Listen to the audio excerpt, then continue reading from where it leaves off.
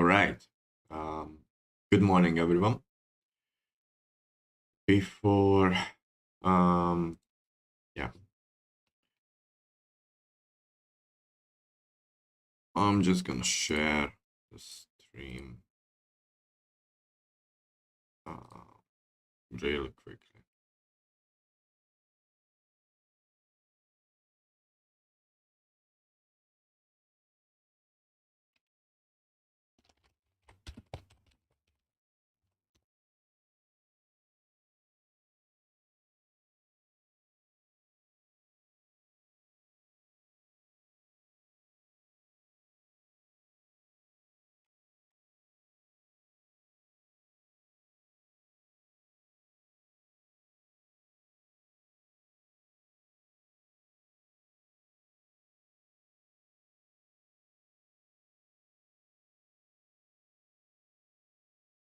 How are we today?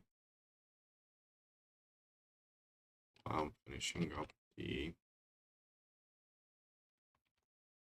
post. Perfect. Mm-hmm. Yep. Cool. So, good morning. It was a really slow morning for me. I had a power outage as well. Almost couldn't start at time. Woke up late too. I was playing a lot yesterday. I think I spent six, 6 or 7 hours. I played 6 or 7 hours of Final Fantasy VII Rebirth. Probably six. But it's a good game. I really like it. And truth to be told, I rather play the game. But I need to work on this. This is a submission. This is a university project, and I need to get going. Um, Fortunately, I actually managed to work a bit off stream. Basically just checking things, um, designing stuff on paper. So today, the plan is to at least try to get to a point with my enemy spawning system where I can just finish it in the next stream. I have a couple of hours today. I don't have fencing training today, so I don't have to go at 3 o'clock, which is good. But I probably won't be streaming. Maybe I'll be streaming uh till 3. It's 5 hours worth of work, and in my opinion, the work I have on my task is about 10 hours worth of work. I think probably 10, probably 10. All right. Before we start, I'm just gonna show you some stuff that I was working on off stream. As far as I remember, in the last stream, I finished basically just designing the level. Yeah. So we were removing actors from this map, cleaning it up, and that's my phone just telling me that I'm online. Let me just put it like that. Thank you. Cleaning it up for our needs, and then I started to work on the atmosphere of things. And I spent quite a lot of time trying out many things like nighttime setting,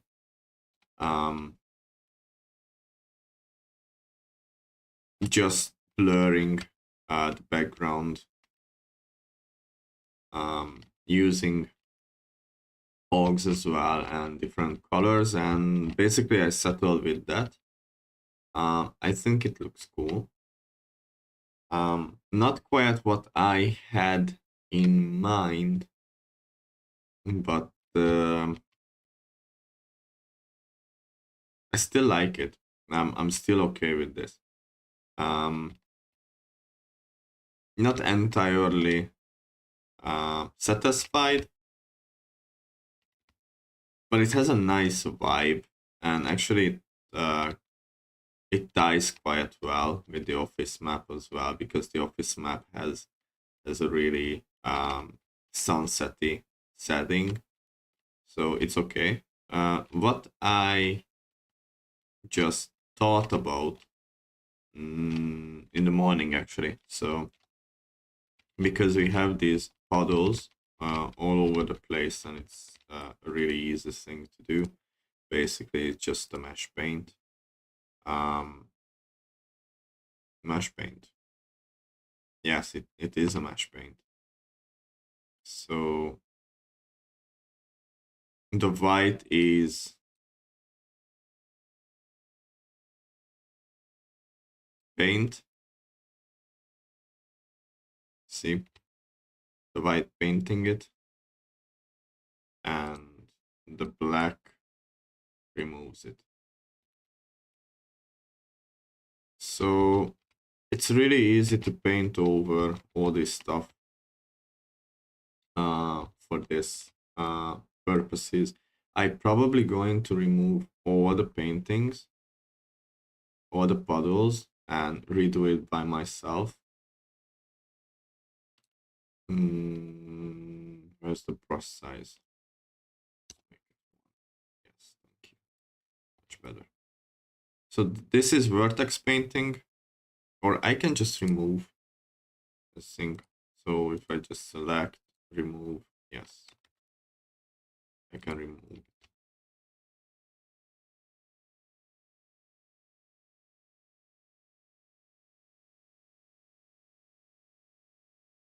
Just remove. Because I actually want to try out new things. So we have the puddles, and I'm gonna remove all of it from the scene, like every instances.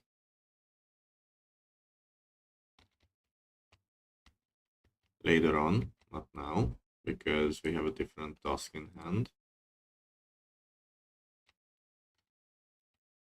We don't have much, so stuff like that. I'm going to remove all of it, and then just repaint it where I actually want some of these puddles, because it's powerful tool. It's really easy, like you see. I just click on paint, and I can just, if I change it to white, I can have like a massive, massive, massive, nice looking puddle there. So yeah, this is something I like to do because I like reflections. I like that my sprites has actual reflections in the game. And back to my original thought, in the morning I kind of like, okay, I could do like a rainy thing, so it doesn't have to be more cloudy. I think if it's just a light rain. Not sure how you guys think about it, but in my country, Hungary, not in Scotland, even in Scotland, to be honest. Yeah, I don't even have to bring it Hungary to this. In Scotland, we sometimes have this kind of light rain where the sun is still shining. There is no clouds at all, and it still rains. But just really light rain. Nothing fancy, nothing serious. And I think I'm gonna implement that later on. I think it could add to the atmosphere quite a lot. A light rain. So I'm definitely gonna come back to this level, and finish it up after I place the enemies, because today is the day when we finally start to do some flashy stuff here. I think I prepared the level, so whenever we spawn in, I did.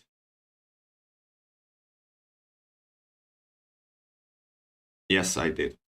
So whenever we spawn in, and just find this.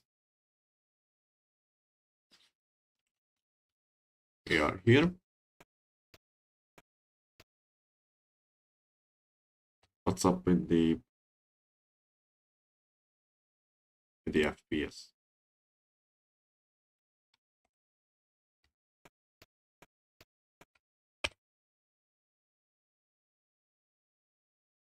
Cool. Fine. So we just spawn in here. I quite like the camera setup here. I was thinking to blur the foreground, but I'm gonna do that later on as well. Now it's the time to actually do some hack and slashing. Might move these because we don't have too much space. This is quite nice here, so I might move everything back a bit. This is fine. It's good. Yeah, I might move everything just a bit further back, so we have space to work with. And this is part of level design as well. I mean, you know, I need to have spaces here, so this is quite nice to know that these are two further. This is actually quite nice here, so I can just drag all of these, finding them and dragging back. Problem might be the foliage though here, but then I can just remove and paint it all over again, which is not really ideal, but hey. I think I need to move these stuff. Also, I think, let me see. No, I can't remove. I actually need to remove and redraw this entirely.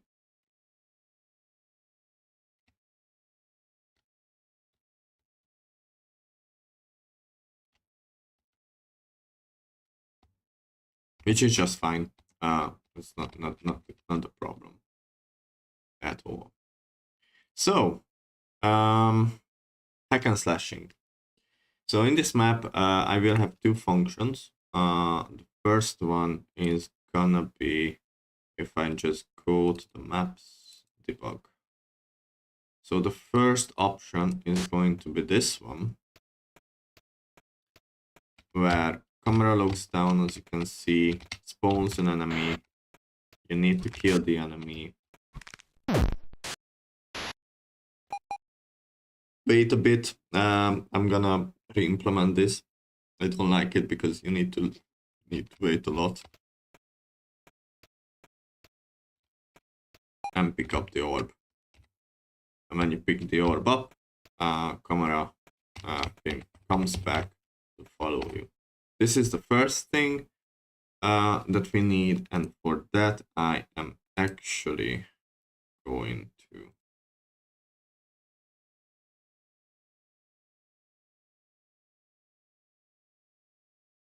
get these three things to copy back to start menu. But I need to heavily modify them, I'm afraid. This is not environment. I just create a new folder here. Actually not here. Here. I create a new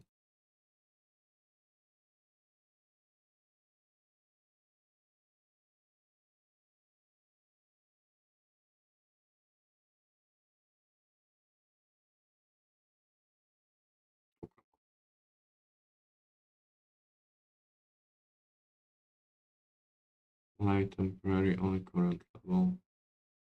Hide level instance. Hide unload. Think I need to. Yes. Actually need to load others. Perfect. Yes, now I have them. So yeah, these are TBs.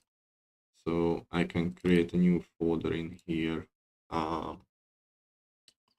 Auto settings, area block, area blocks. That's how I call it. How should I call them?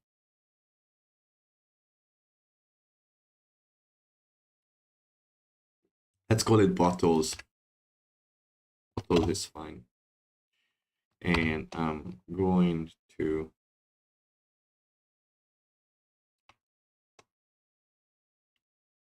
there. Don't need this folder. Thank you. Let's try to find them. So, like I said, off stream, I was experimenting with this. Camera restriction, enter TB, exit TB.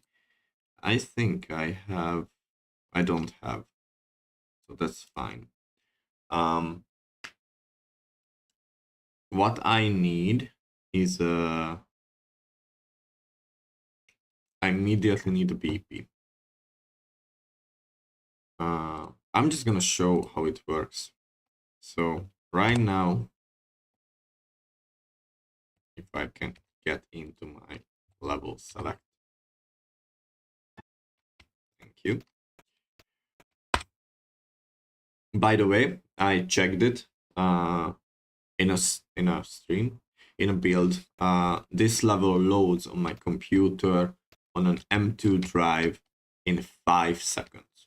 So it's good, it's working. So when you go in here, obviously I need to change stuff.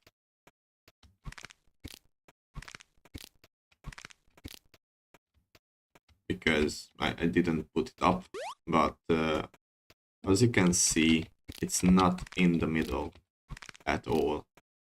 The left part is actually fine, you know, but the right part's not.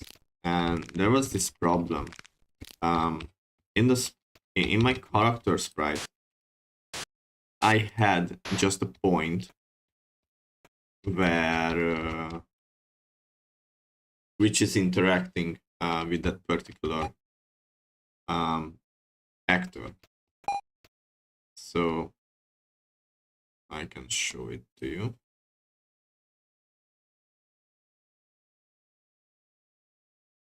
In the viewport, yeah.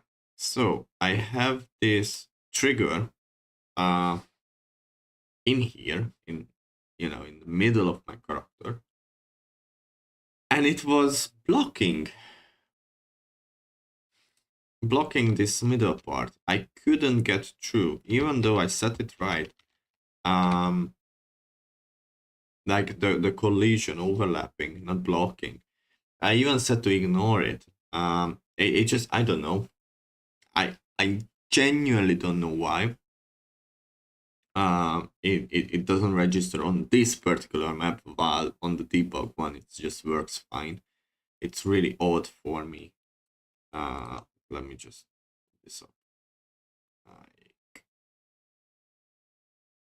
this, so I can show this to you again.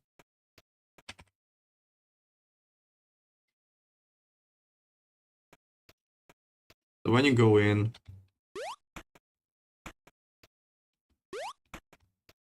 all right. something odd happening there. Oh, I know. Because the other way around. So I need to do 90 like this. So what was happening? I have the enter at the back and the exit in the front. I forgot that on this map is the other way around.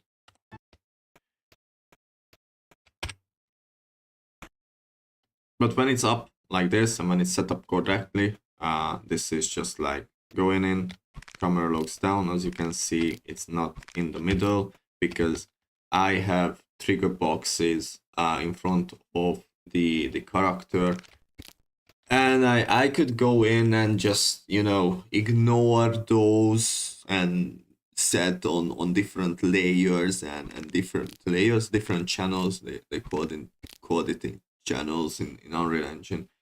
I just can't be really arsed at this point to do that. I might come in later and do exactly that. Though it's just math, basically.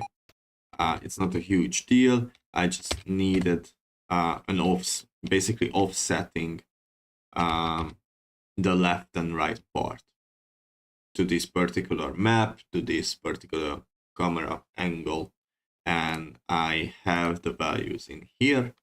So if I just copy, paste, not the camera restriction yet, because I need the camera restriction value just now. This is the enter TB. Yep.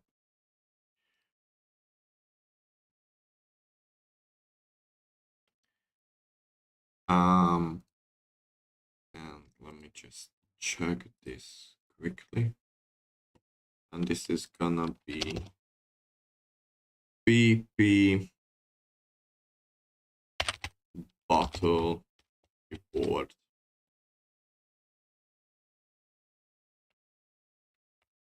Easy.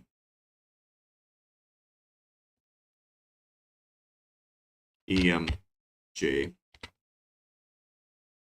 Because I'm going to have different kind of things, but that's a later things to do. Right now we have to figure out how to spawn things.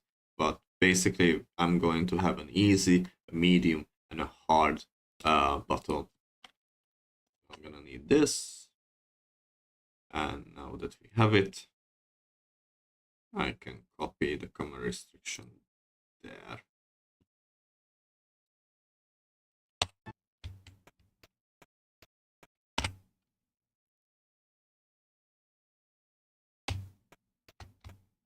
If I move in, left, right.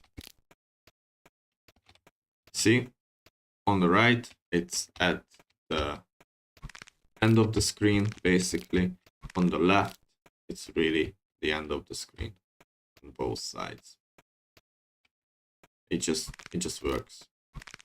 Maybe in here it's a bit, you know, not entirely correct, but it's basically the screen space, and even though it's not 100%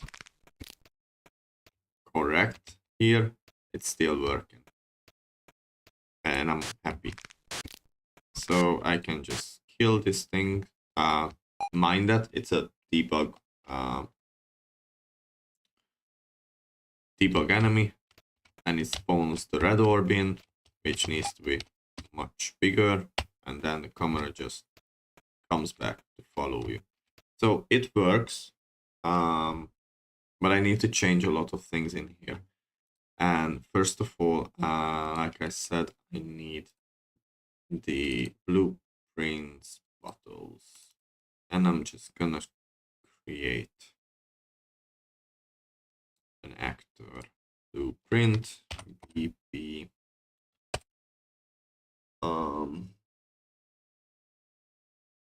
E bottle reward. E stands for easy. And I'm just gonna add a scene here. Save it. Maybe an arrow. Do I need an arrow? No. Fine.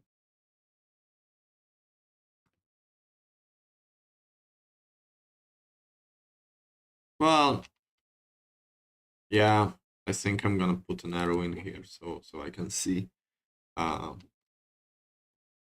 see the things I'm working on. We don't need anything. This is just a reference point basically.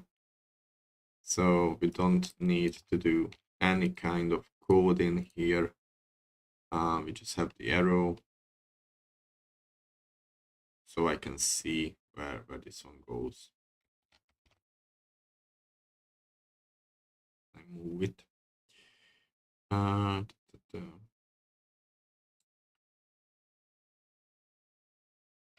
like I said, I'm gonna need this later on.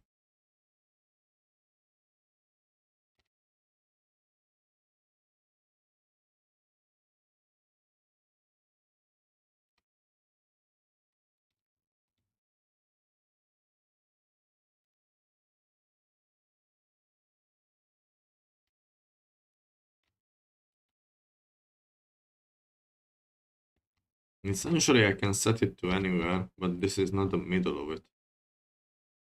Completely honest with you.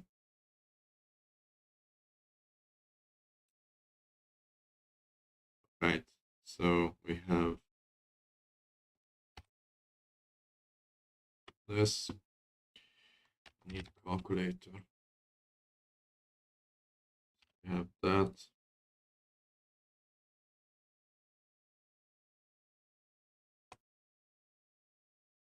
This. Fine. And we need to. So 1050. So I need to add this value plus 1050.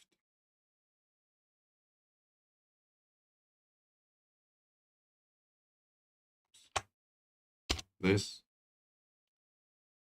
plus 1050. That's the middle of it.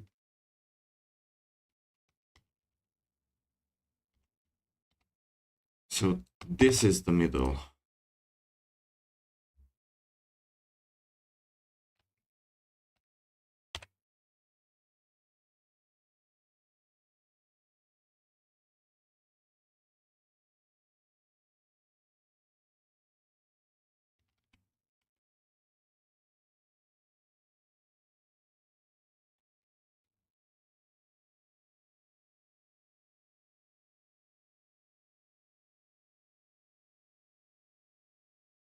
I can actually take the characters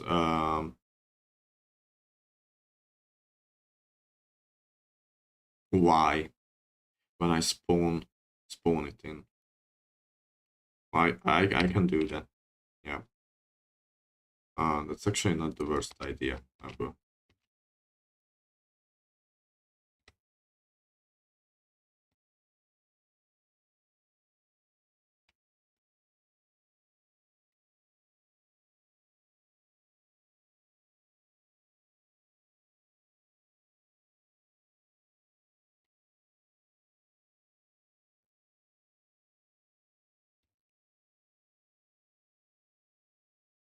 Okay.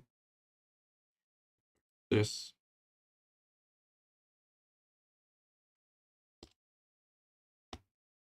Cool.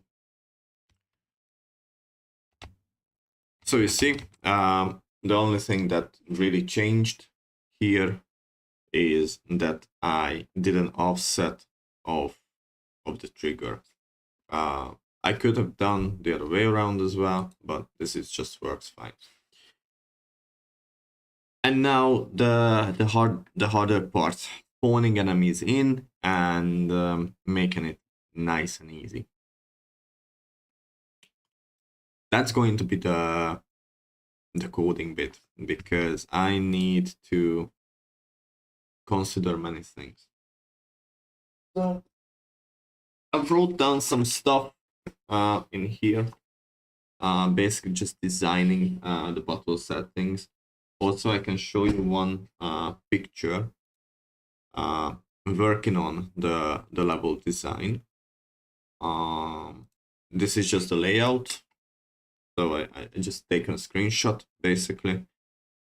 And then I went into there and tried to figure out stuff, what I want to do on this level, what I want my players to do here.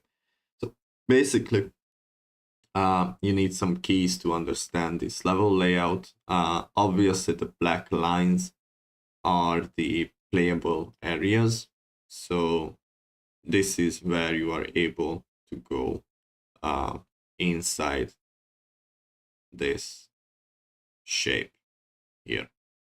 The blue ones are free bottles, means I'm gonna place enemies down here by hand, and just, you know, careful design in a way that is engaging, that is interesting, and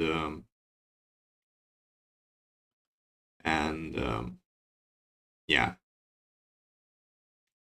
You coming this way, this is closed, but I haven't closed it just yet. But this is actually a closed area just here when you start the game. So you come from, this is the player start. Start the game, something happens, fight happens as well, like some cutscenes and stuff. Another fight up here, but these are free form fights. So camera doesn't lock down in these instances. Then you come across here and you have this I wouldn't say door, but you have that part where you can't progress further because it's blocked. So you go up here. This is where the camera movement will happen. Go up here, and when you actually move up here, you are closed down. You can't go back. Move up here, it's still not open.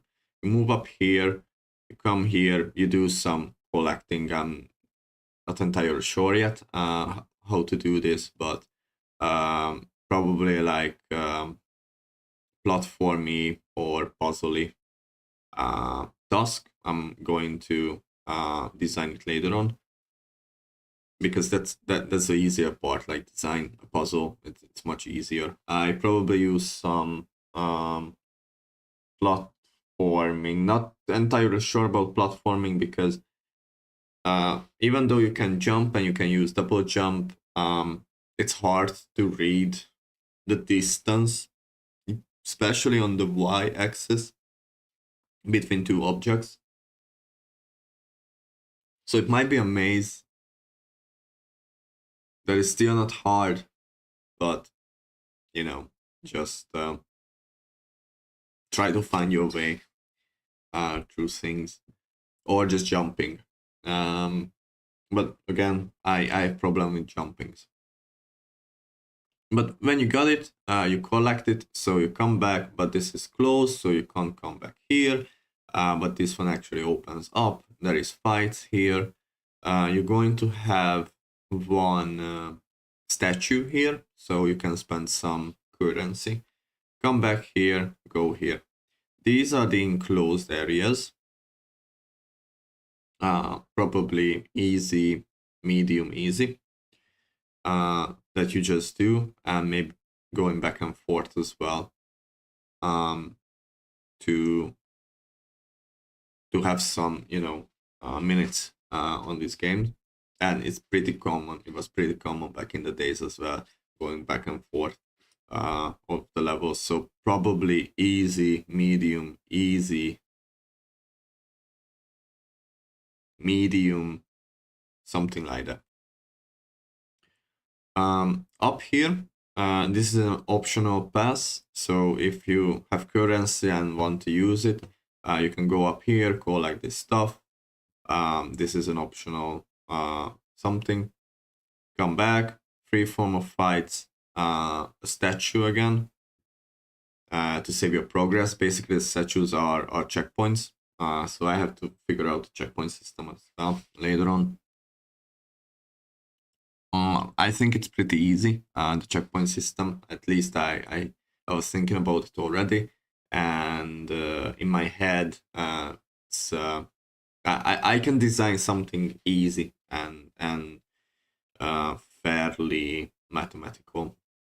But yeah, you have a checkpoint here. You have one hard fight.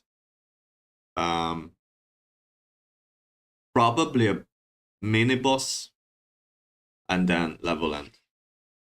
So that's how it's gonna look like. But because placing enemies by hand is easy, I first want to tackle down this. And the way it works at the moment, so we have enter, restriction, exit, and the giant red orb. So this is open. This is the enter TB, so that one here. And this is open, but it checks if the giant red orb is picked up or not. And if it's picked up, then it just destroys the actor, so it's no more. Same with the exit restriction. It's always closed.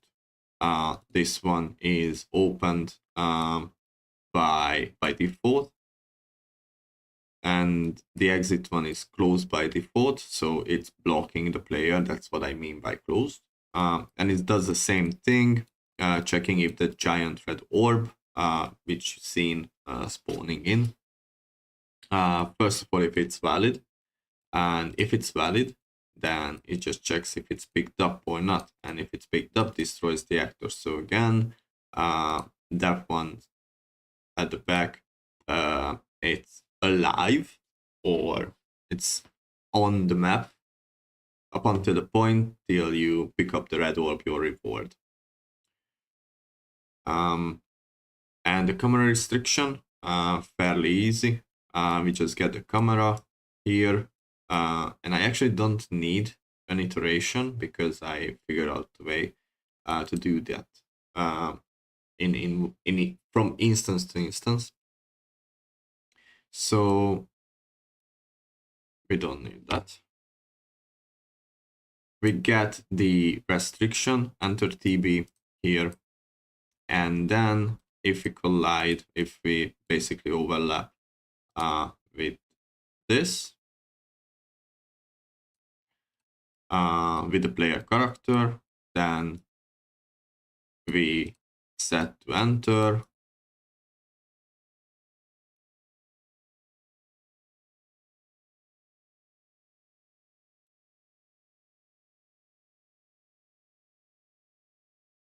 Oh yeah, okay, never mind. The code is here, but it's not connected. I was just confused for a sec. So yeah, it's set to enter. If it's enter, then we change the dead zone of the camera, so it looks down. We take the collision component of the player to ignore this, so it's not doing it all over again. I could do like do once only as well, but that's fine. And then here, the enemy spawn happens, but this is not right. We need to iterate on this. But the closing one at the back, it's fine.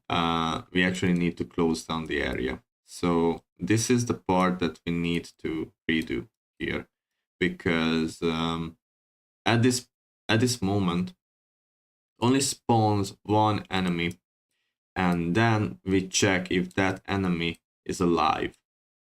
Basically, if it's valid, this enemy. And if it's not valid, then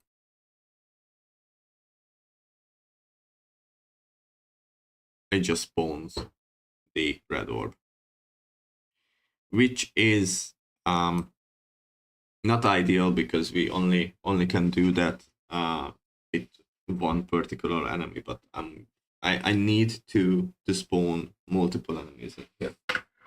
So for an easy one, basically it works that way. It spawns one skeleton just like this.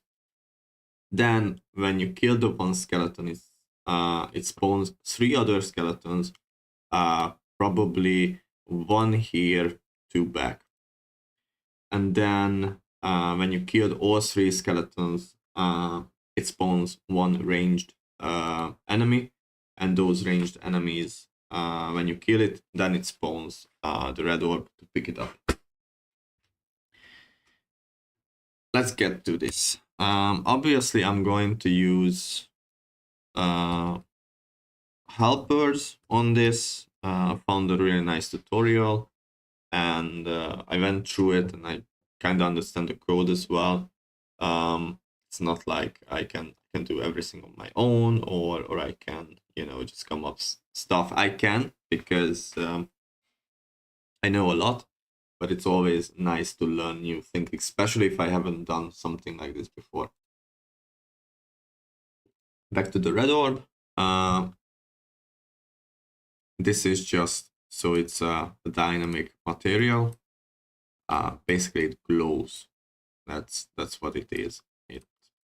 It glows. But actually the way it works, it just adds to your currency. When you pick it up, it plays a sound. For a sec, it just we set the visibility to hide and the collision. We take off the collision. Yeah, because if I destroy it, it won't work. And then we set back the camera to its normal value here, 600, which I believe is right.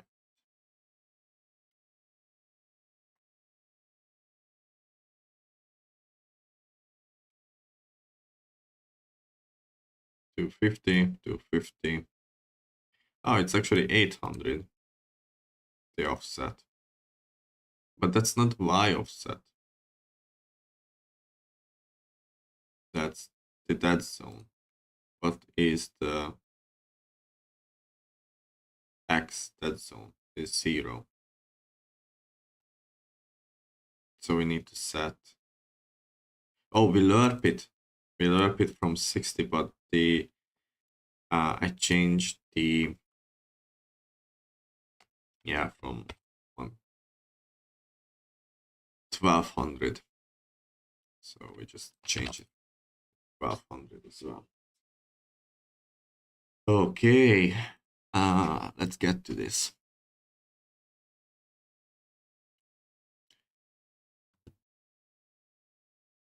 So we don't.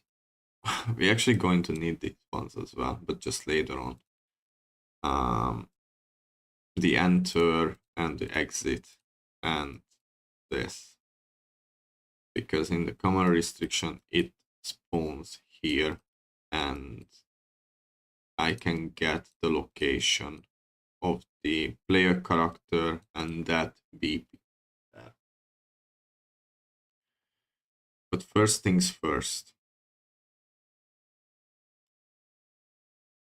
let's start with that. And I'm gonna shut up for a sec while I'm working on it, but if you have any questions, feel free to ask.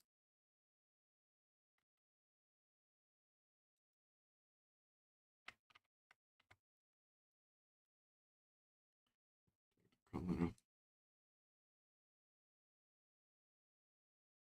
Oh, actually gonna cost.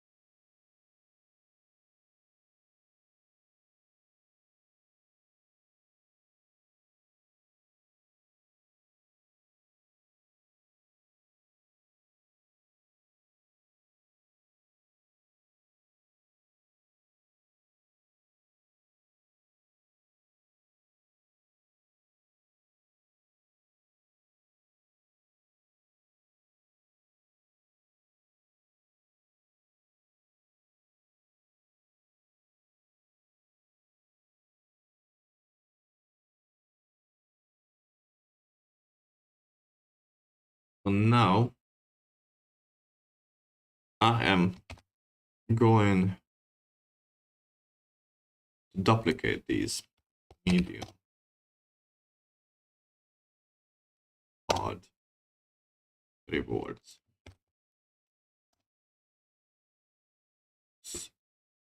Excuse me. So we're gonna take these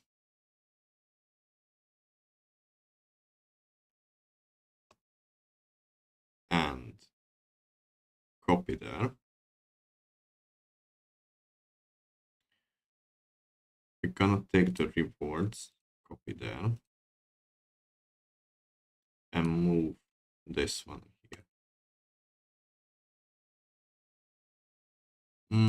Actually, it doesn't need to be. I can just call it bottle rewards. Yeah, yeah. I don't need 3 of them, but I need 3 of these because they are going to be different. So we're going to have an easy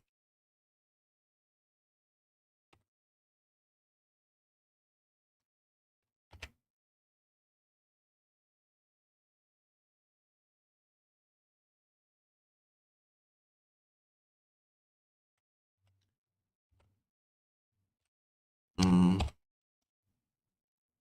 an easy giant red orb. Then we're going to have an easy camera, an easy restriction, and easy. And now I probably want to delete all of these. So I'm just going to move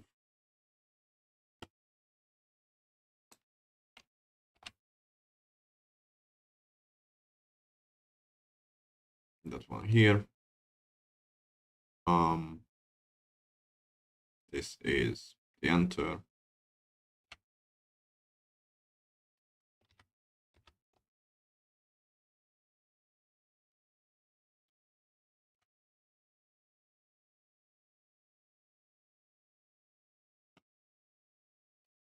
And the exit. And that one. Thank you.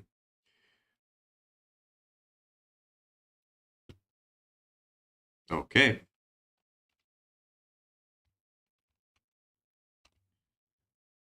Then to be sure that we can't move out,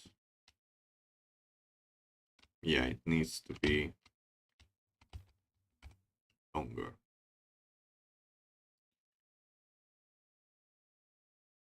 Shape.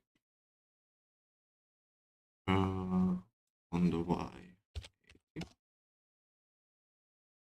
Yep.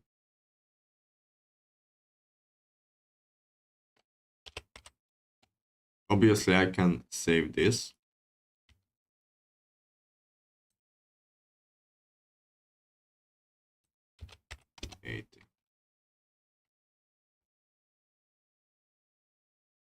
Nice Greek game. Hello, Pain. Thank you. Not sure why you think it's a Greek game, but I take every compliment. Thank you.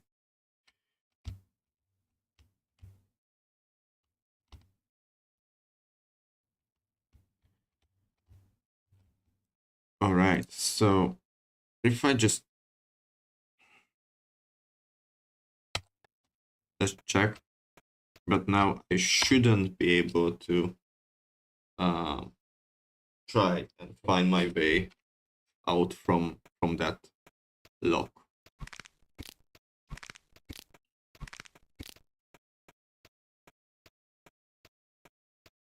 What?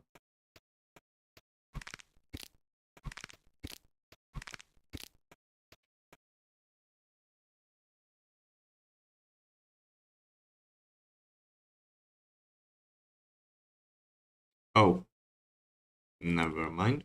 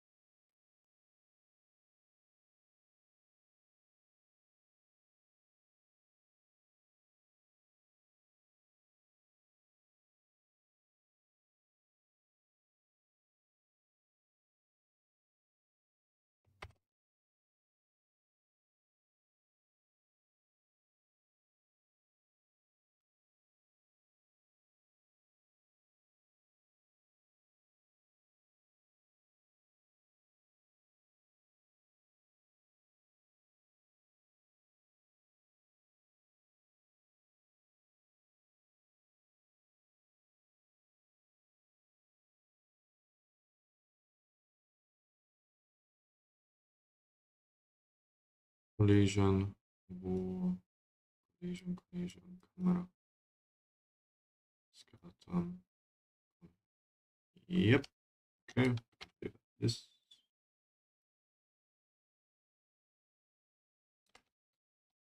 Need it.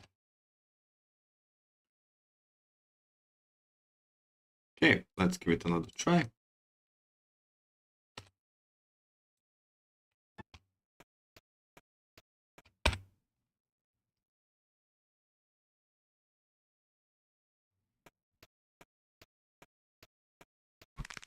Closed. Yep, closed. Obviously, I'm gonna close that down as well at some point. Closed.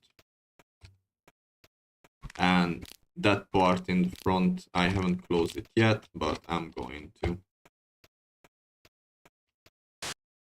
Hear it.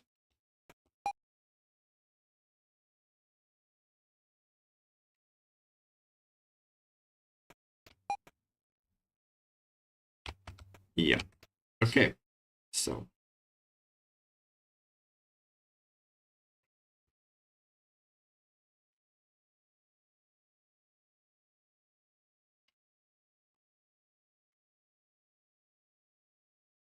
And this is the E. Okay.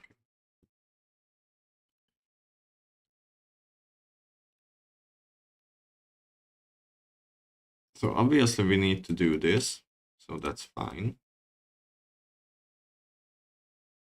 Let's put this. Yep. Pause, and we don't need that part anymore.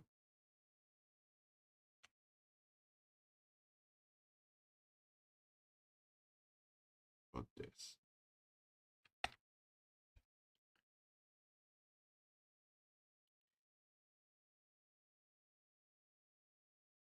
Take that one. Just up here.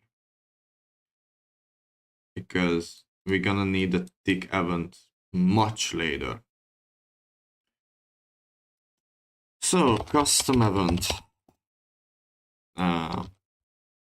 Own skeleton. Spawn skeletons. Okay. Obviously I need spawn actor class. And I want to do it in a loop.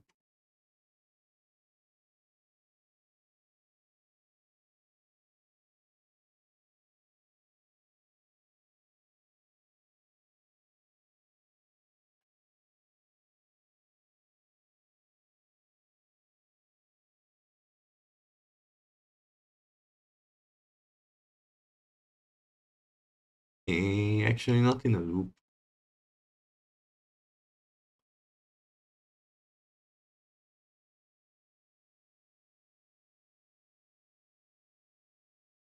Yeah, I want to do it in a loop.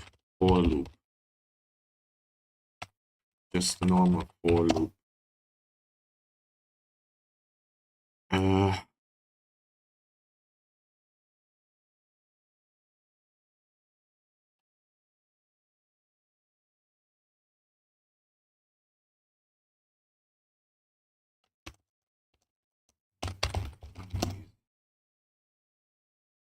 Take the last index and subtract one like this.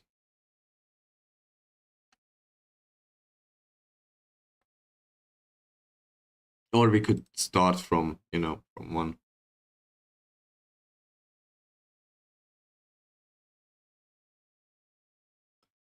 If I take this one here,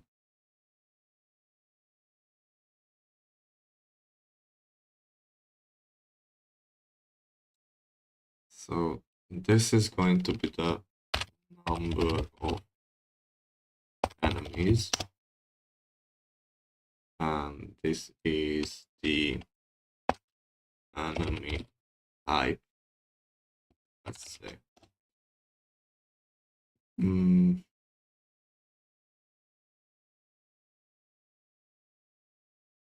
to where? Spawn transform, okay.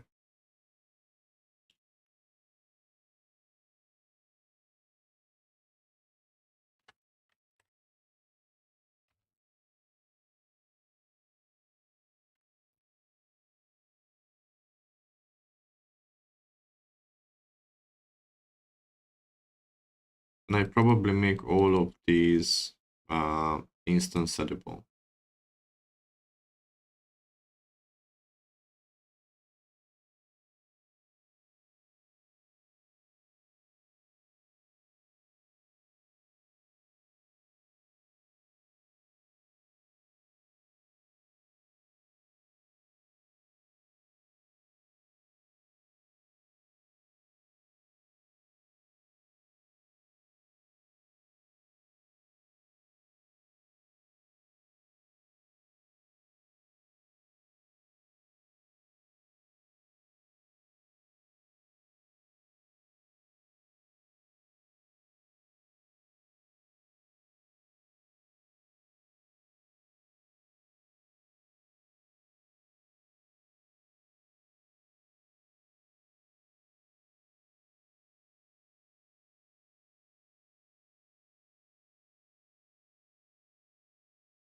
Obviously, we need this one.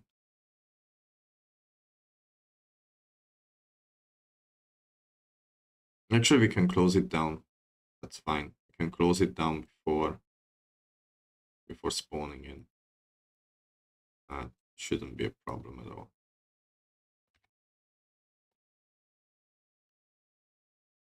So we spawn enemies. We spawn number of enemies on a loop. And when it's completed,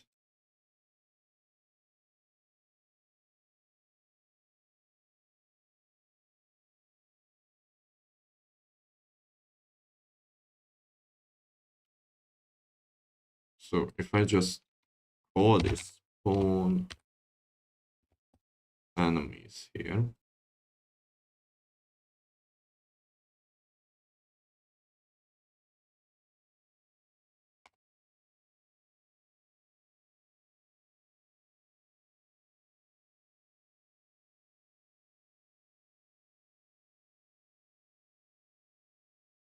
I can promote this to a variable, that to a variable, and this one to a variable as well.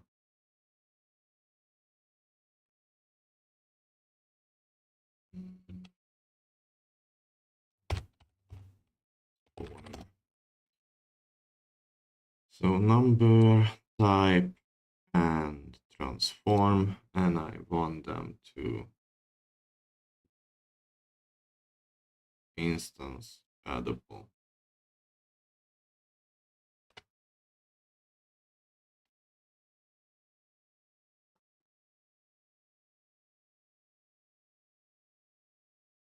Do the spawn transform.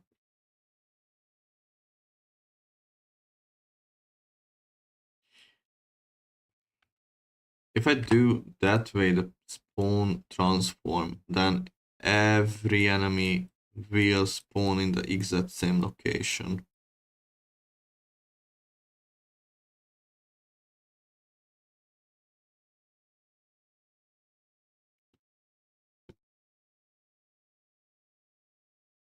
But I'm pretty sure I can differentiate somehow. So when I spawn one, I can just take an integer that goes up from 0 to, up, 1, 2, 3. So now if I compile this and take that, I want to spawn 3 PP skeleton and transform the scale. Oh, That's quite nice.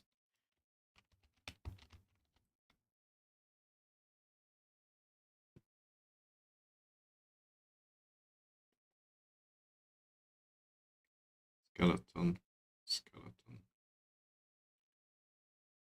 And I actually need this to be 1.5, 1.25, I think. Just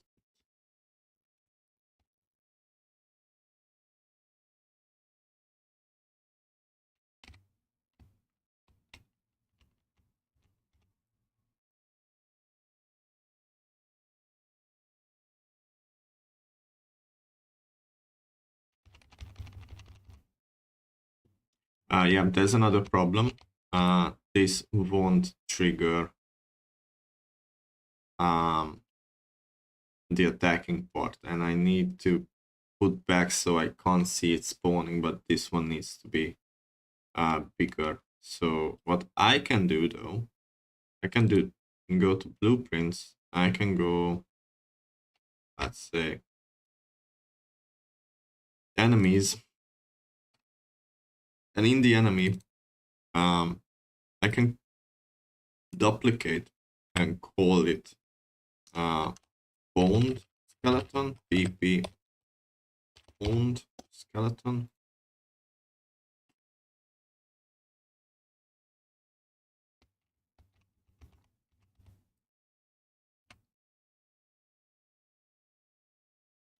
Should work as just the same. 25.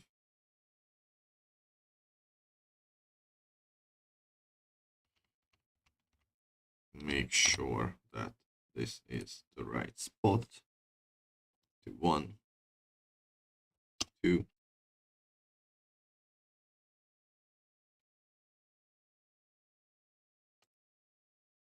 1.5, 6.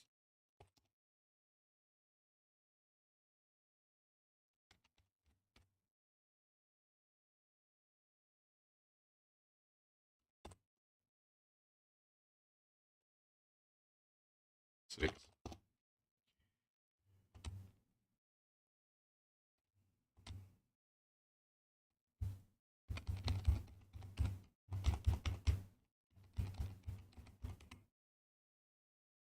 So the original was 74. Need to calculate again. 74 and 90 what? 91.6.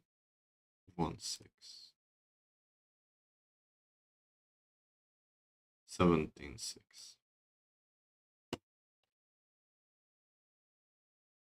So if I open this up,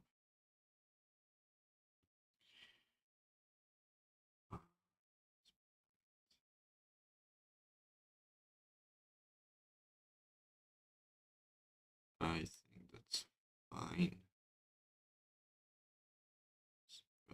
I need to check the Z value animation here. And if I just make this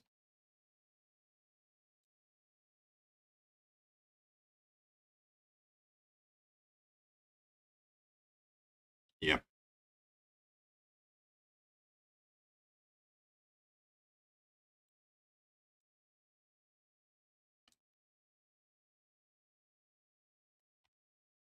It up and take the sprite to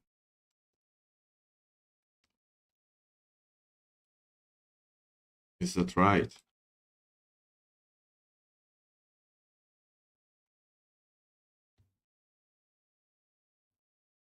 No.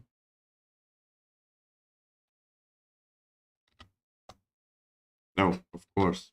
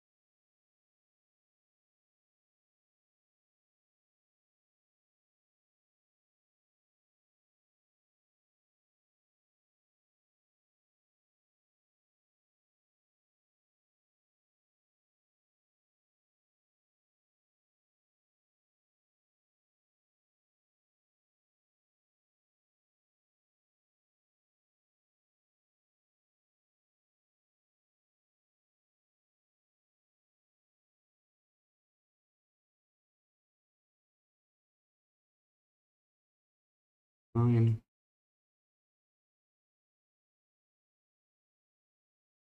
And I take the same value in here.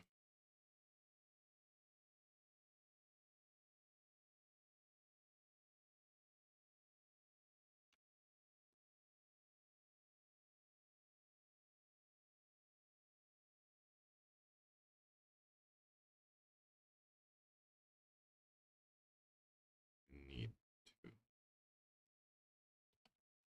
2,000.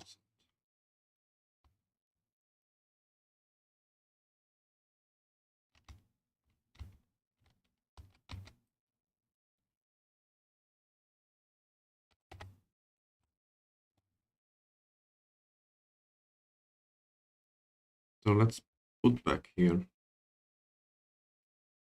Take this.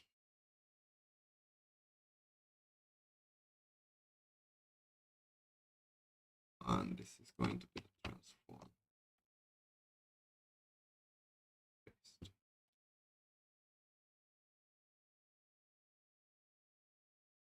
Okay. Let's see, not sure.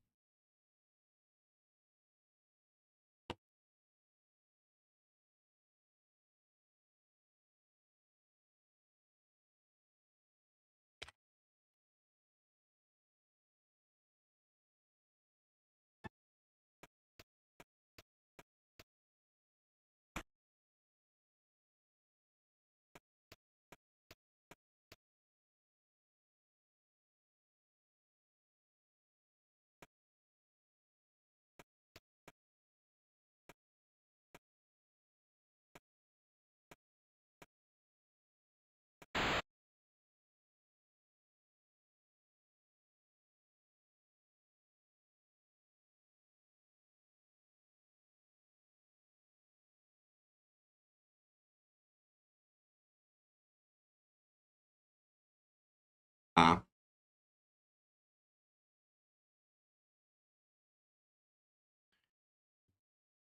all right. I forgot that. So I'm gonna create a child. Just copy all these from here. So the child is going to be 4.15. Sprite 6.9. And this is that. Okay.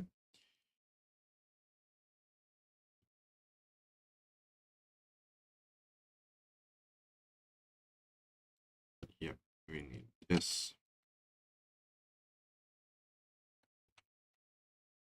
That as well.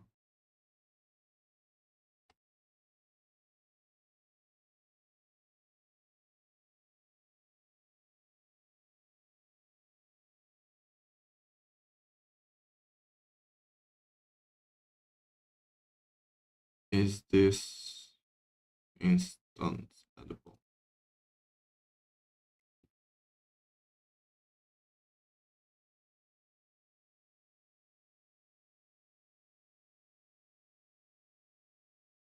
Yep, cool.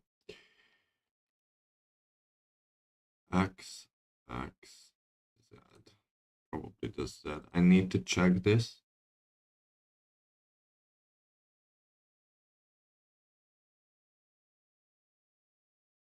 That 0.9. Did that one.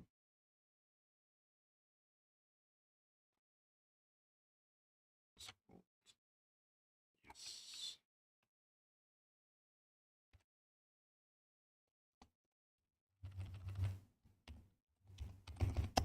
My bad, sorry.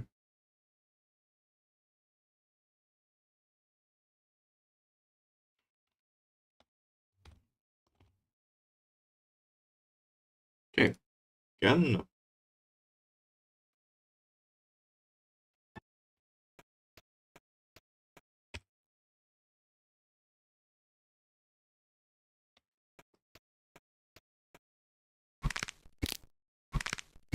All right, they are moving. Yeah, and they are down there. They're actually up.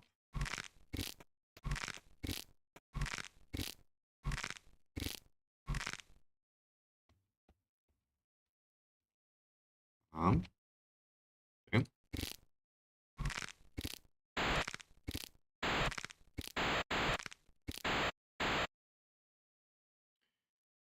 So stop this.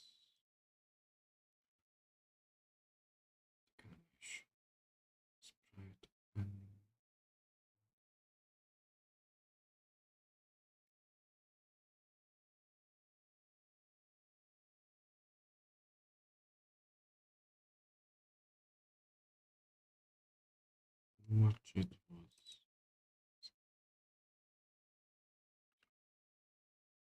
I need to see what's going on.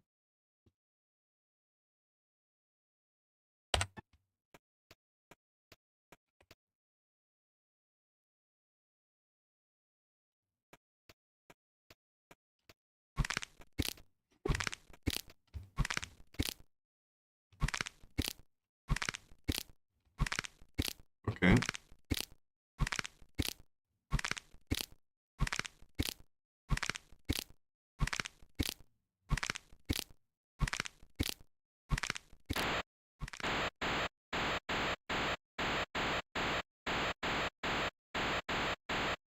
Yep, they are on the ground.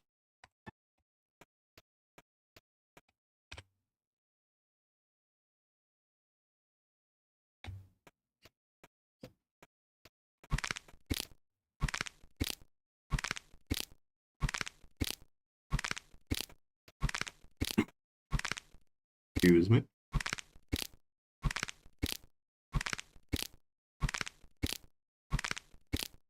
Good. Nice.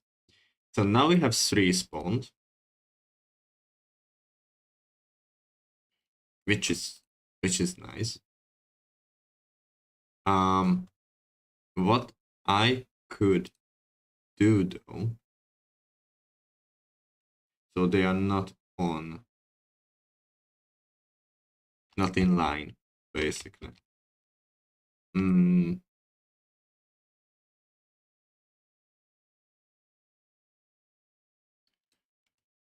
Let's take an enemy.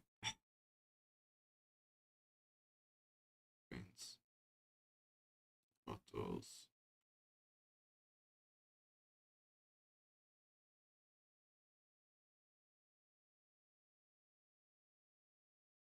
Blueprint costs. Factor. VP. Enemy placement.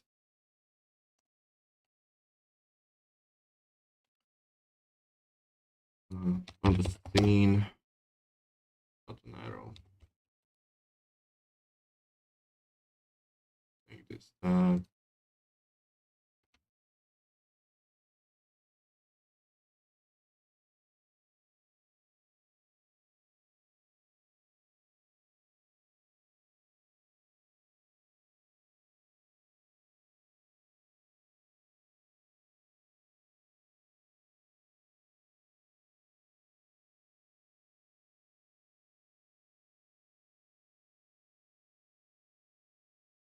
Please tell me I'm putting this in the right order. Okay. Perfect. So enemy placement, not for the right level. Like that. Cool. So one there.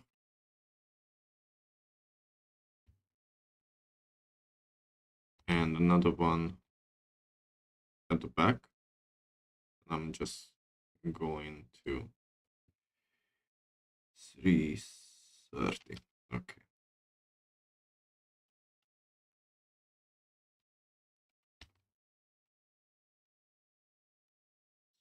Take the enemy placement enter TB.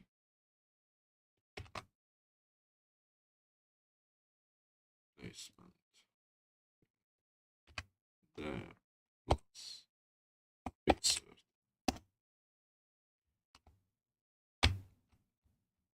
All right. Let's take that.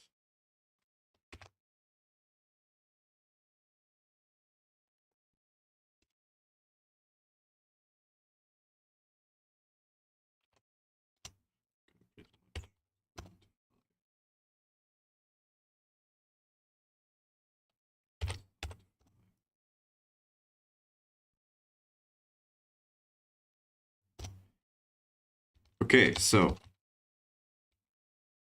these, all of this, are logic. All of them.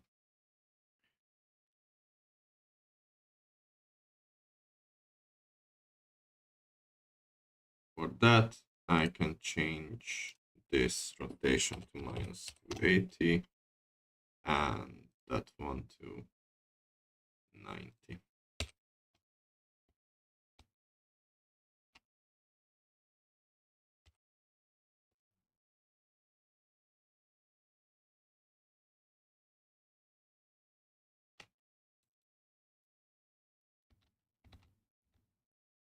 This one to 90, yeah?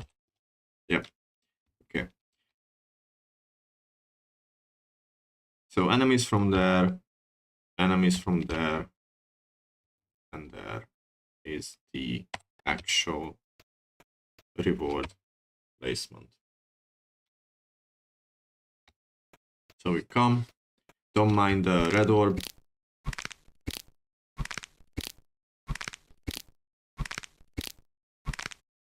And so they are not coming like this. What I can do is to split this structure. So break it and split it. Split that too.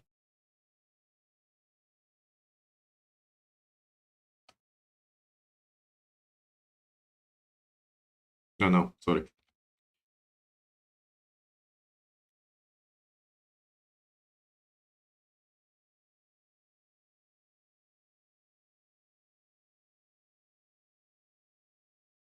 Split again.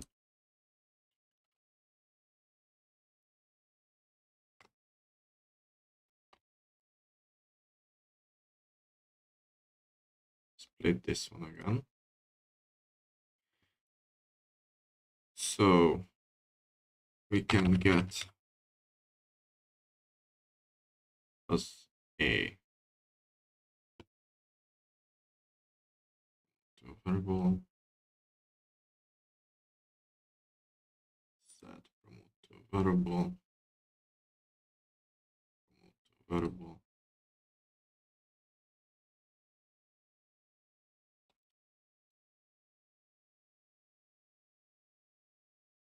and x. We're going to promote this to a variable as well. But so we take all these x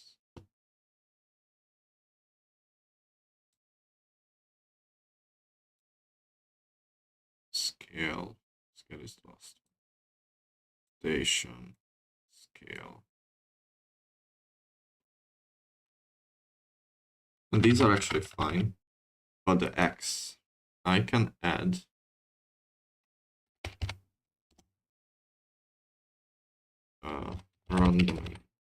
random float in range.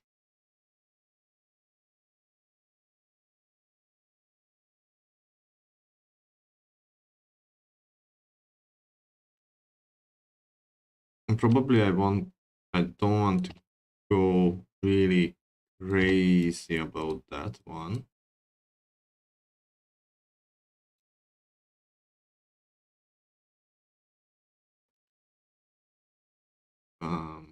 Move to a variable, the min and max. Okay. Then I need this instance settable, instance settable, instance settable.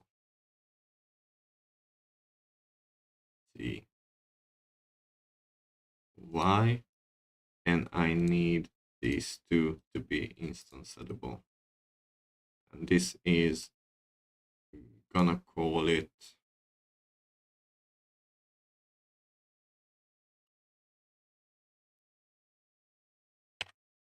Z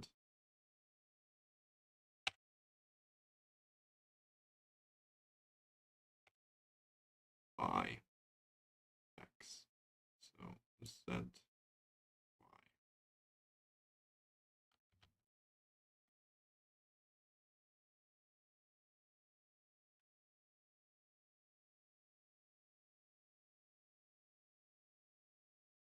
Y X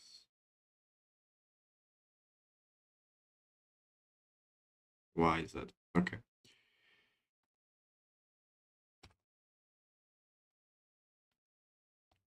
Min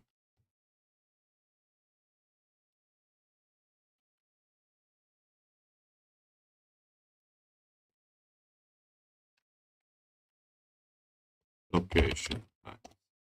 Let's just call it like that. And max location X.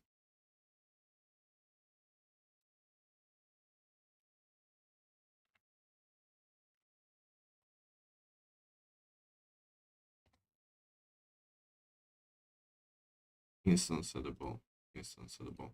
Okay. And now we can add this one to the X.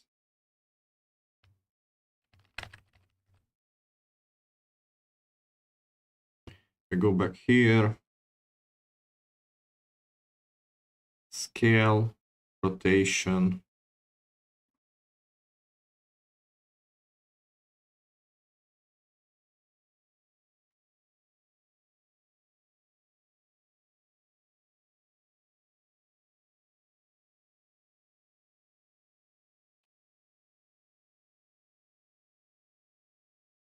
Oh yeah.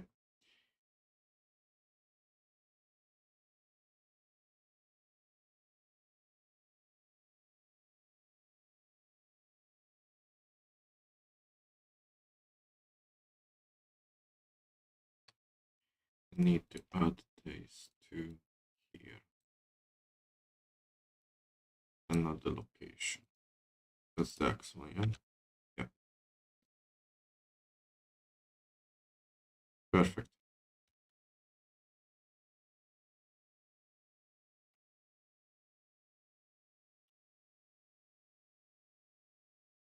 So I have this.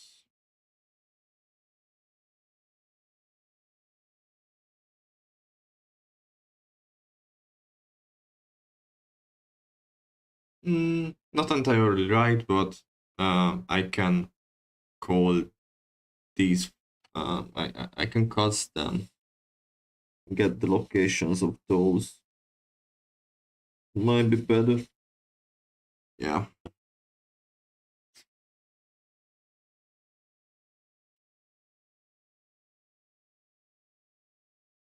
Because they just won.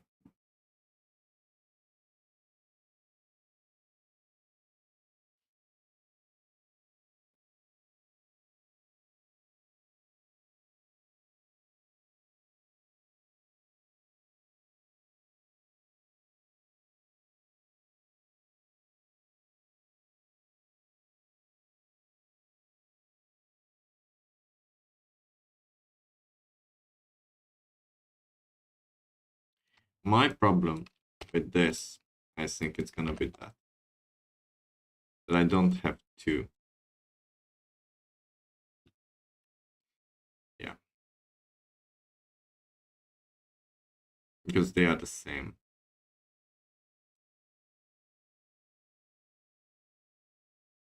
Oh, obviously, obviously, um,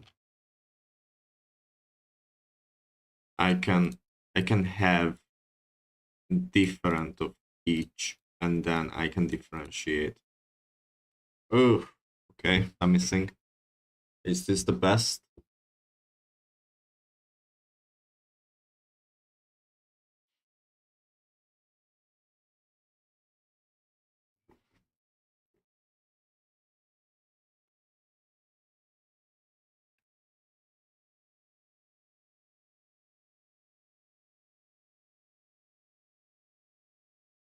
Because I want 3 of them.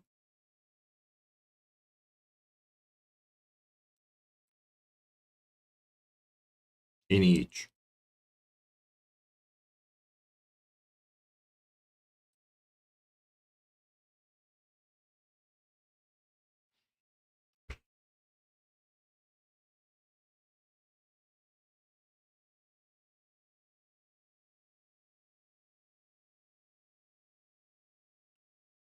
How do I want to tackle that? So first I want, in the easy, I want to spawn 1 skeleton. When you kill the skeleton, then it spawns 3 skeletons. When you kill the last skeleton, it spawns 1 ranged.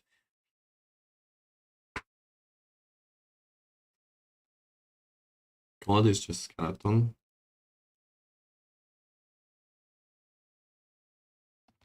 Wave 1.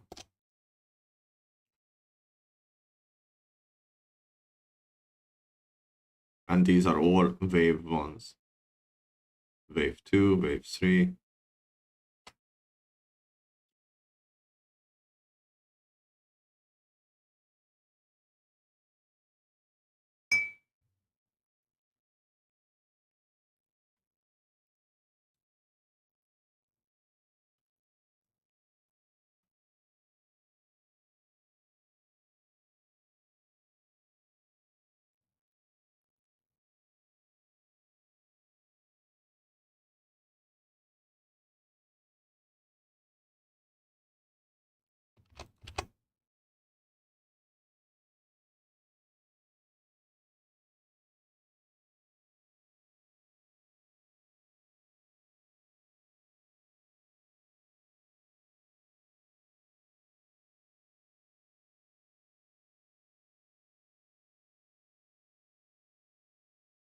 How did I call it?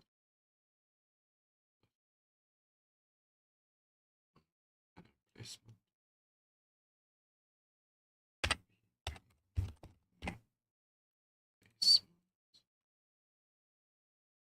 This is left, and create another one. Call it right.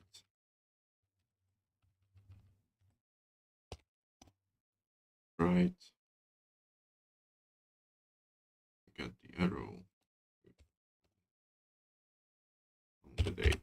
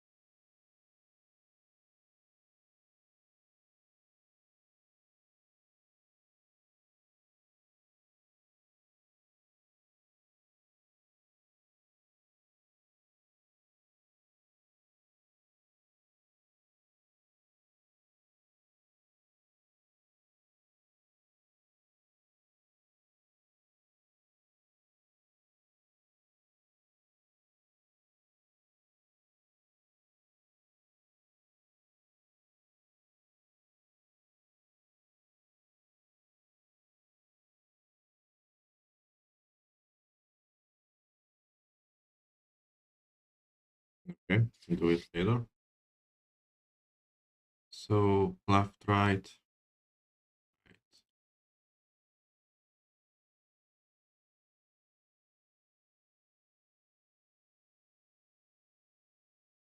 Copy, paste.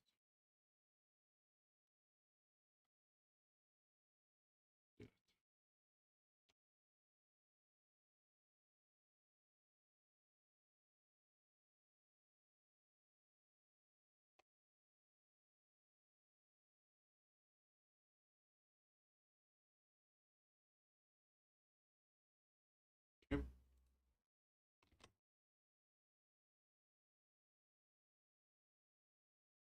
So that works well. It's fine.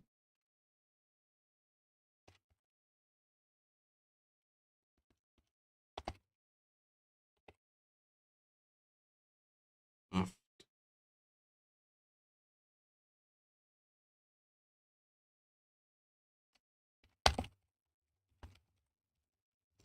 left,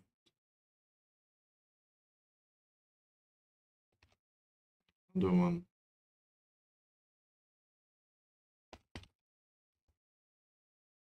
Right.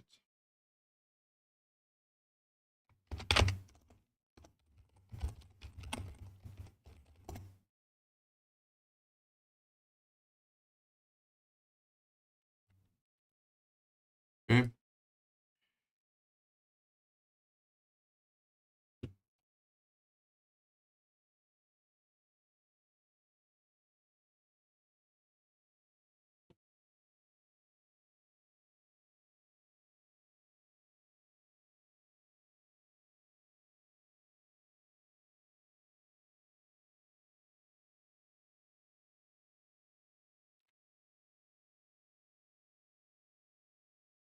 Okay. Um, spawn wave one. Number of enemy type. Scale, rotation. Z, Y.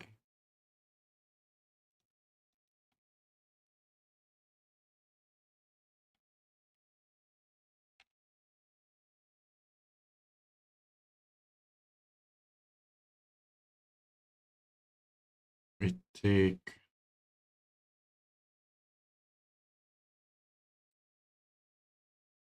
the left output location.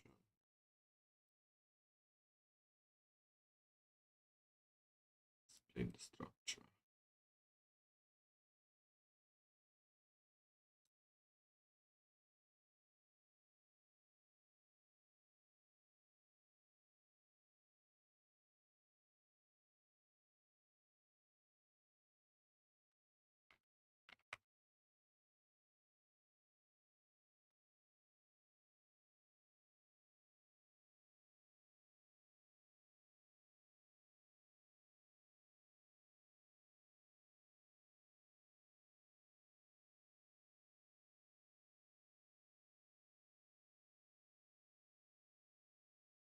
Spawn three of them.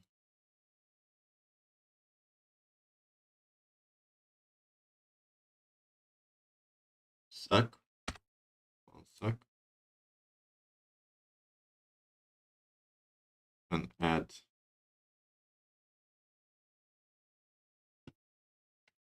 Go back there.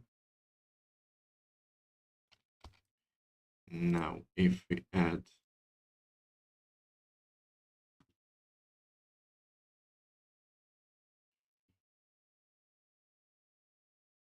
obviously we don't need these.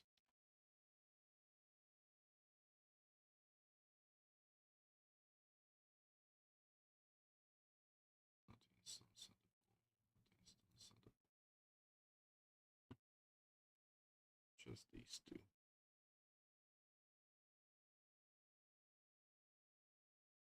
Okay, min, max, 100.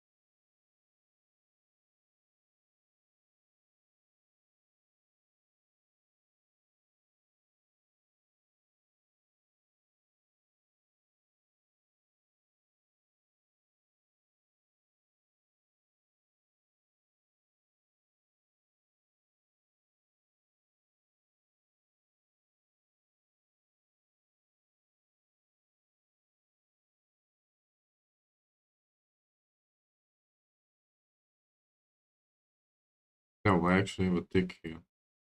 Okay. So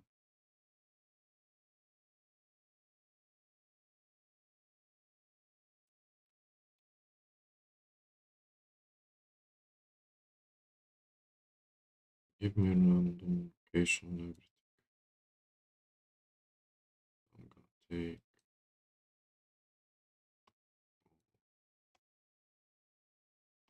this.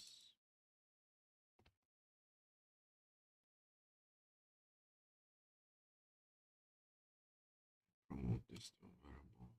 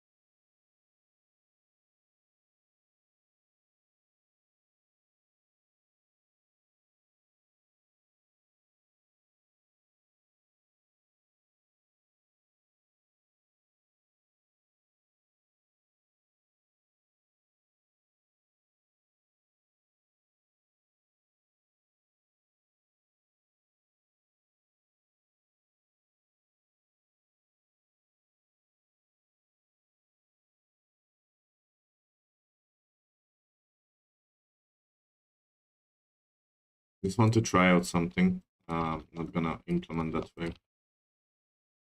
This is stupid. Just wanna see if that's how it works.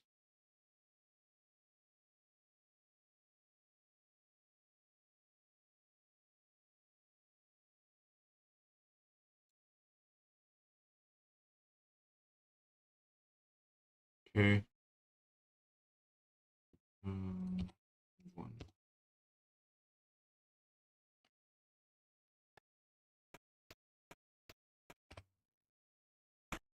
Now it should spawn in 3 in different.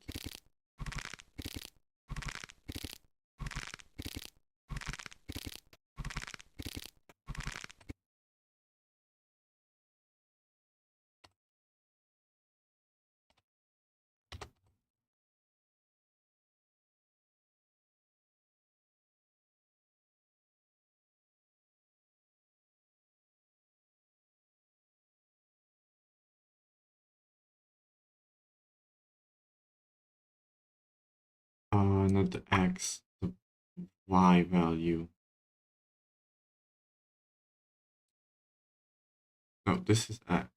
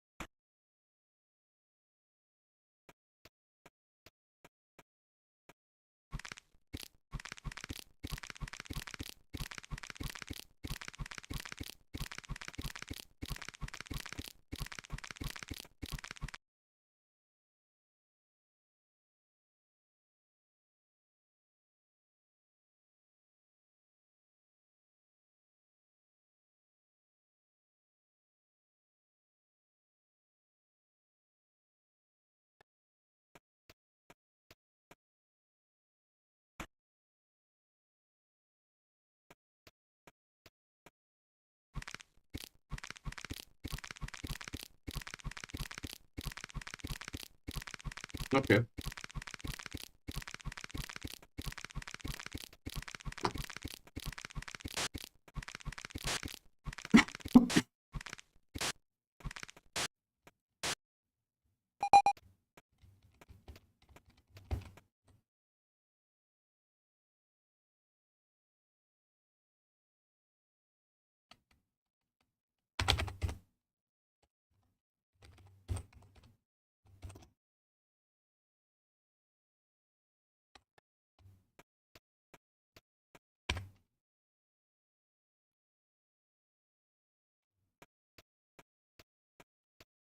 One, two, three.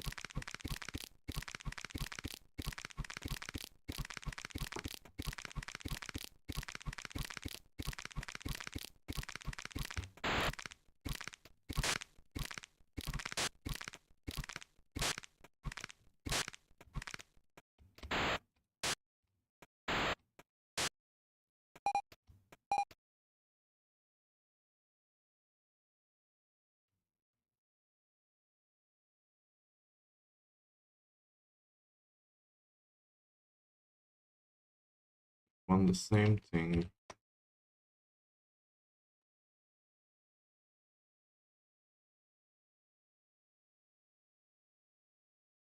But with a Y.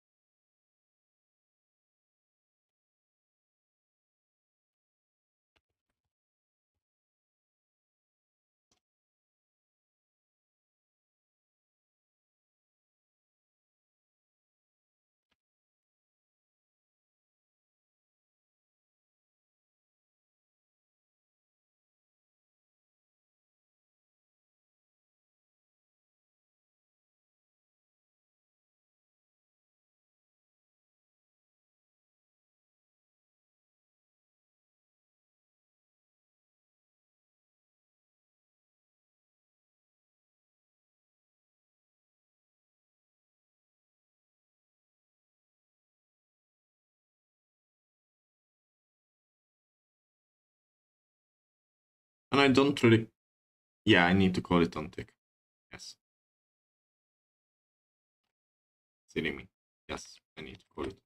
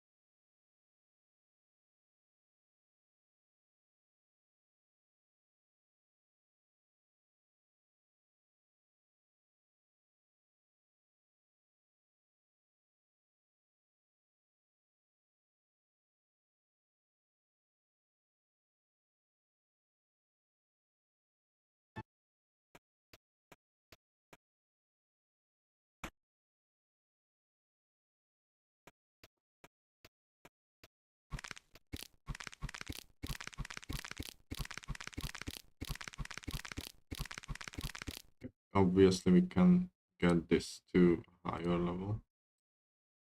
So 0.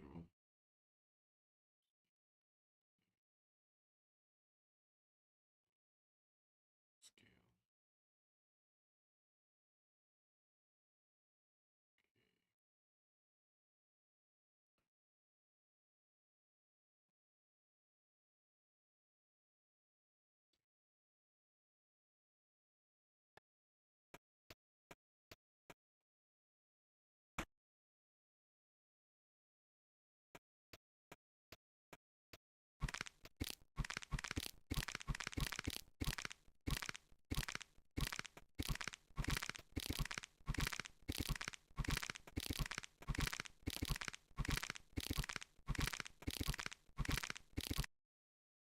I can do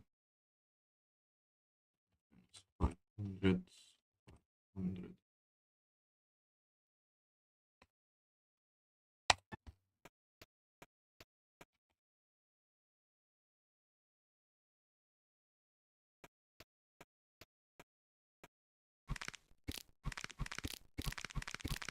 Uh-huh. All right. Take the, forget that.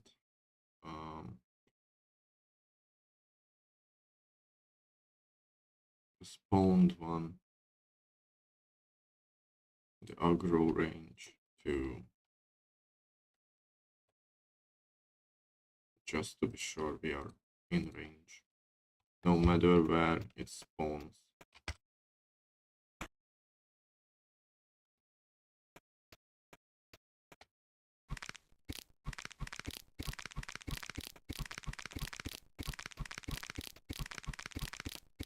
And that 500 is just a bit too much here for the max location, so I might just do 250.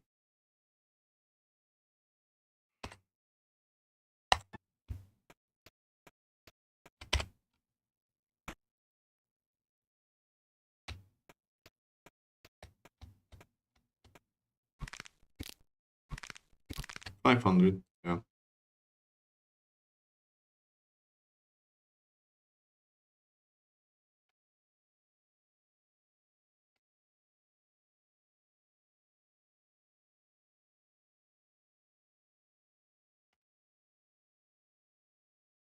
$250, $150.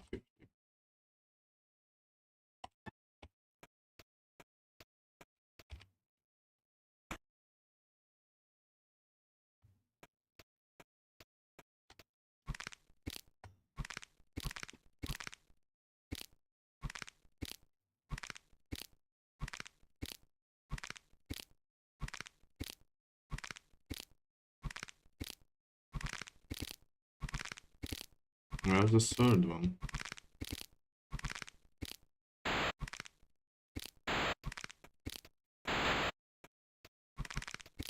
Only spawned 2.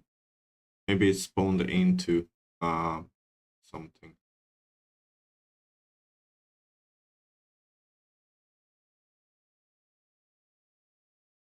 All right, that's a problem as well. Minus 5.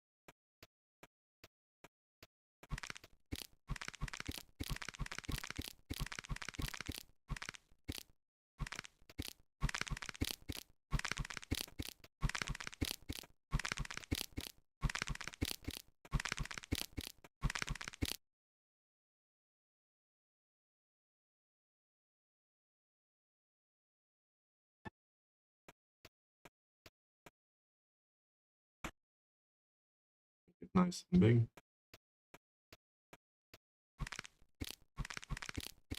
That's 1, that's 2, that's 3. Okay, deck. Because I don't like that, so I'm gonna figure out how to make each and every one of these different. Be back.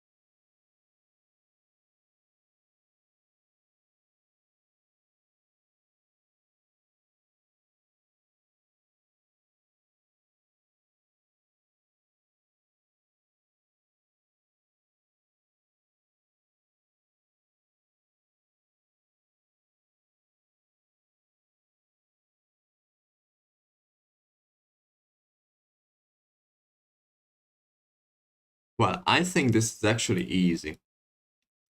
Uh,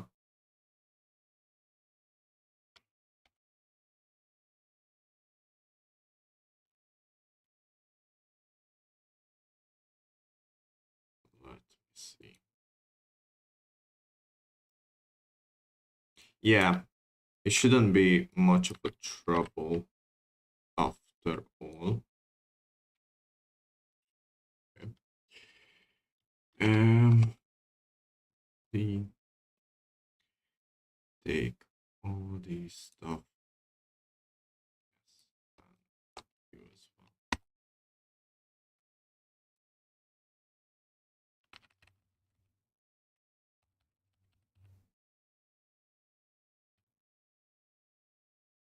Because what I need to implement now is a simple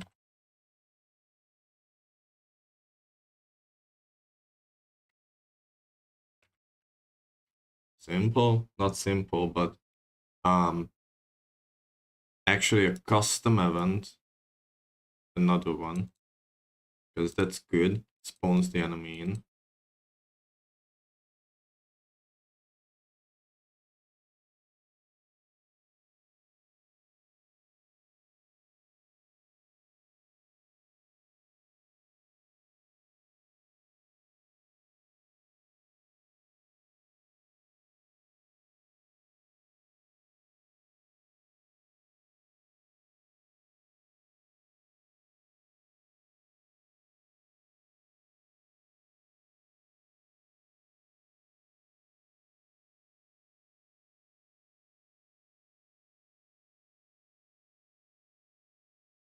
Rotation scale. Okay. Rest is actually fine. So that, those two. I might take these two up here as well.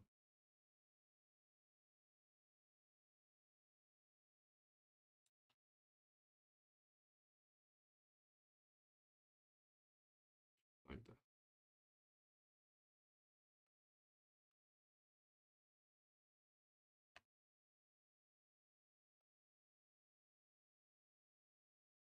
These two can stay at the back.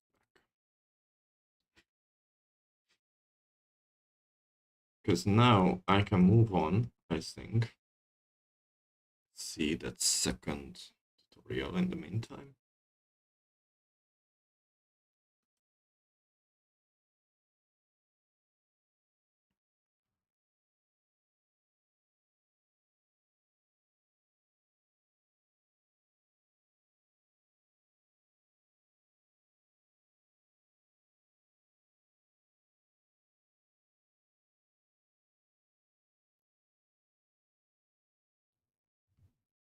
I didn't save it to watch later.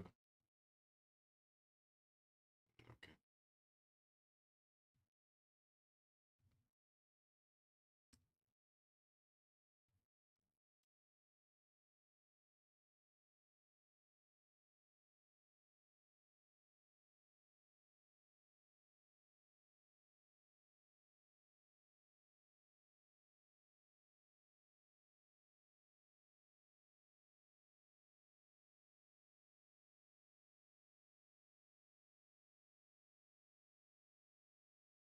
Part 13, I think I need.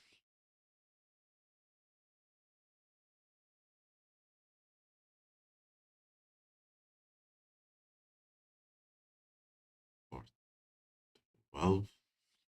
Can't remember.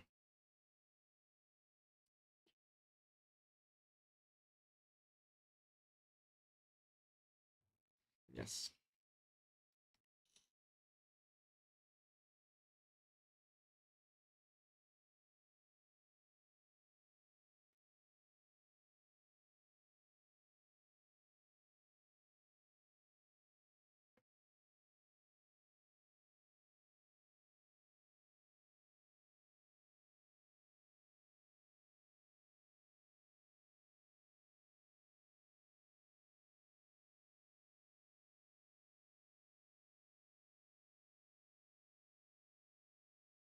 I actually need the game mode for that.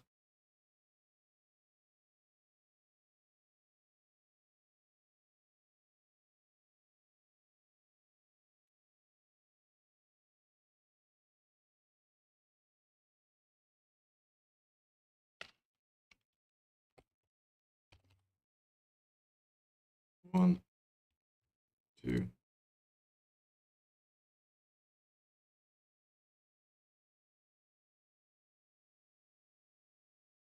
I need integers.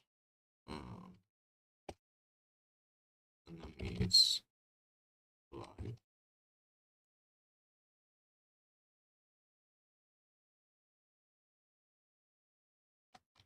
And this is alive.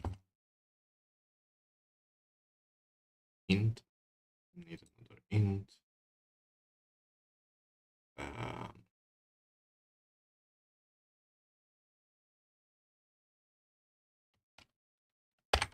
This is not number.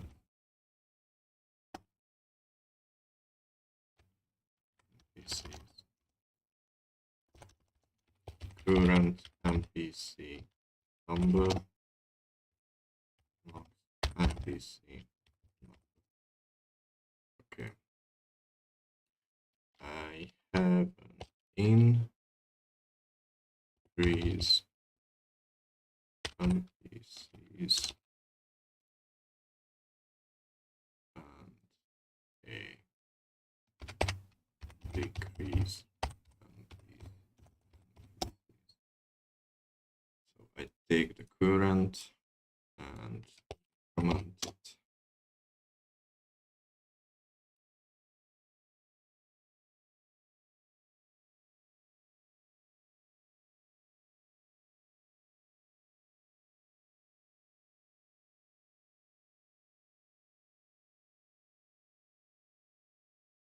Then I take again the current.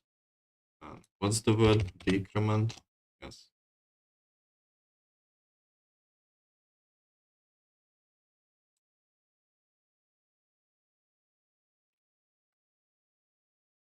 Okay.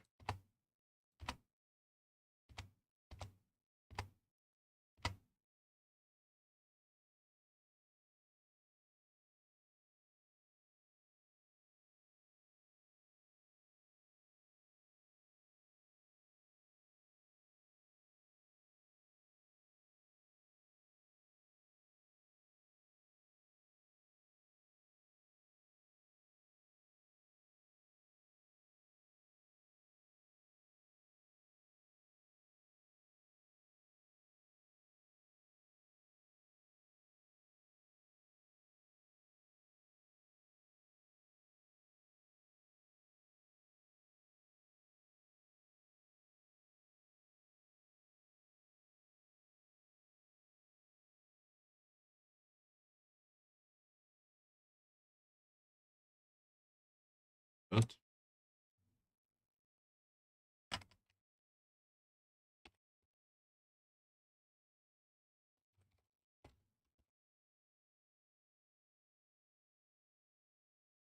is that default game mode?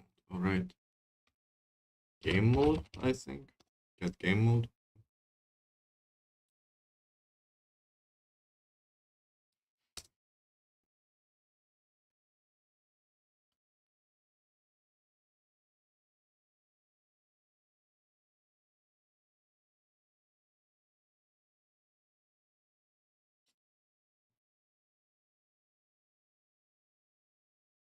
And I'm just going to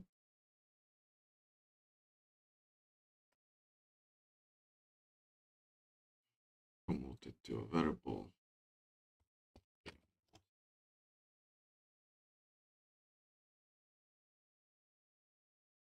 Camera, warrior, camera, station TV. Okay.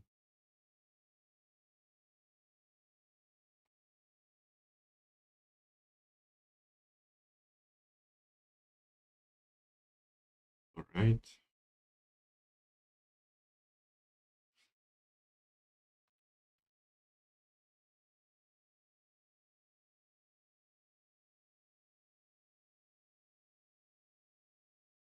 Take the whole thing down.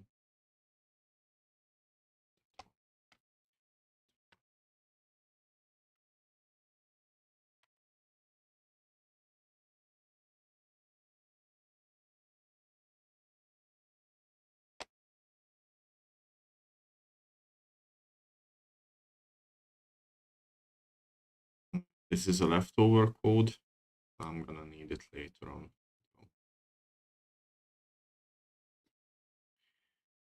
So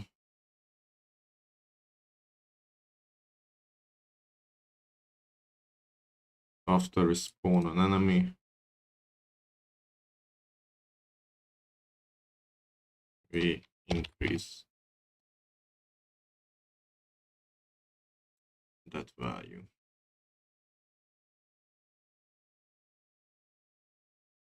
With 1. Okay.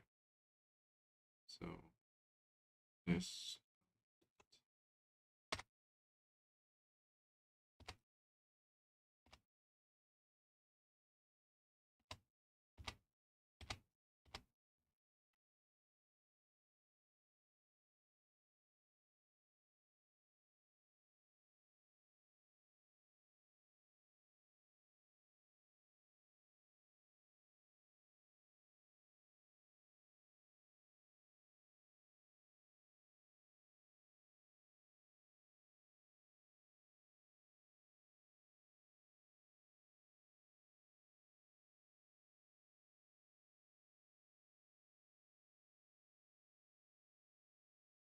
No,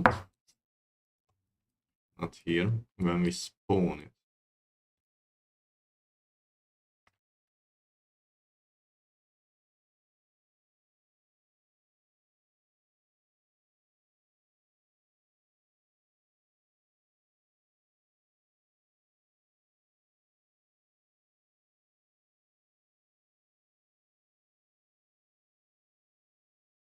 No. Um,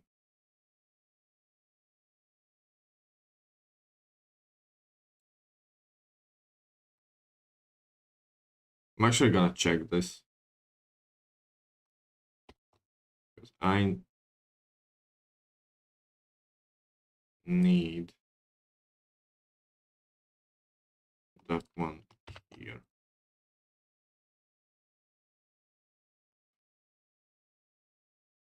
Where is it?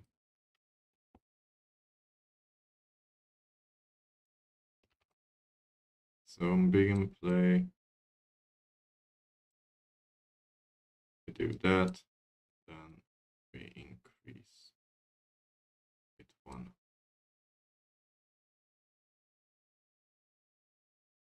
Create a variable for it. Yep. And on tick, we get the game mode.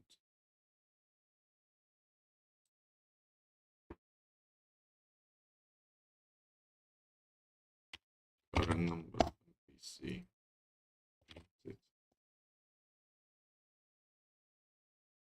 And we might have 3 now here.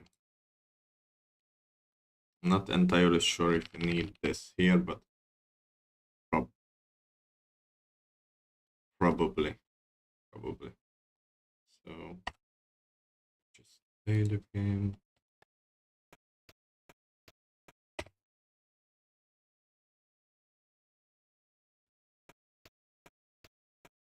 That's 1. And if you go back,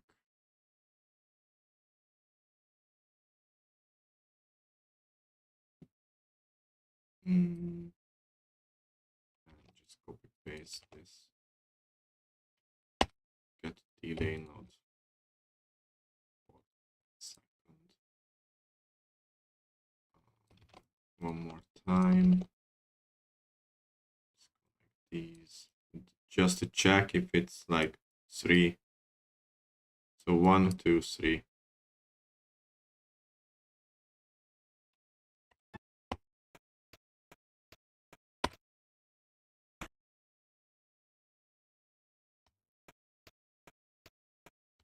One, 2, 3. Perfect. Okay.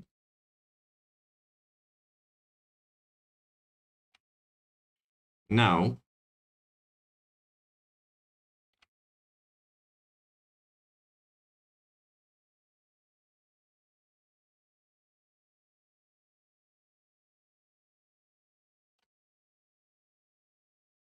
if I go to the default character,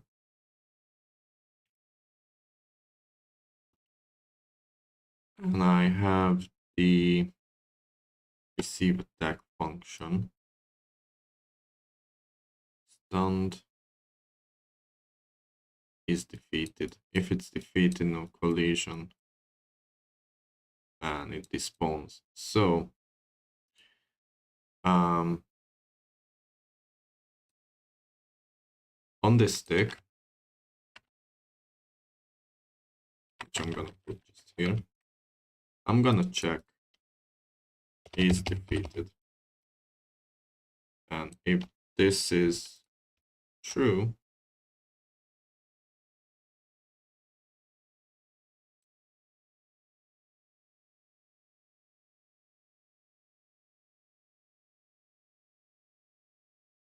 well, first of all, again, let's check this current.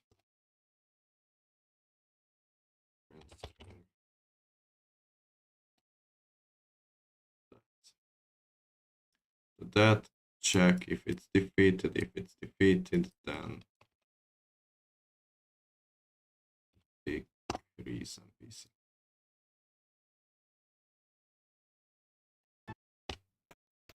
And it's good because it's a separated blueprint. So it only should do here. One from here.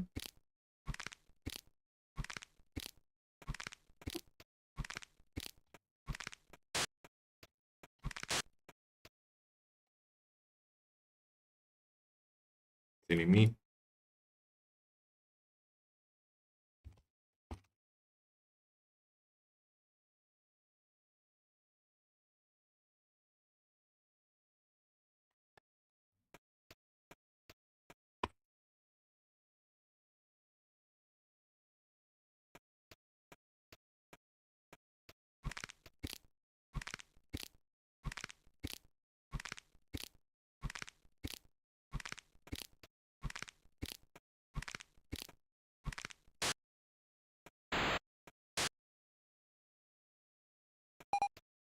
Cool.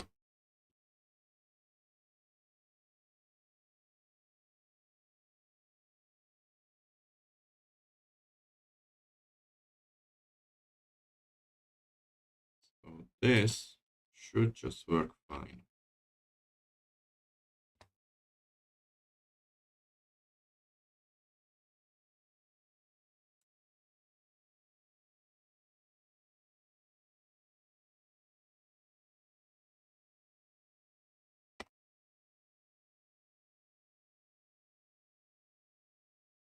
Okay.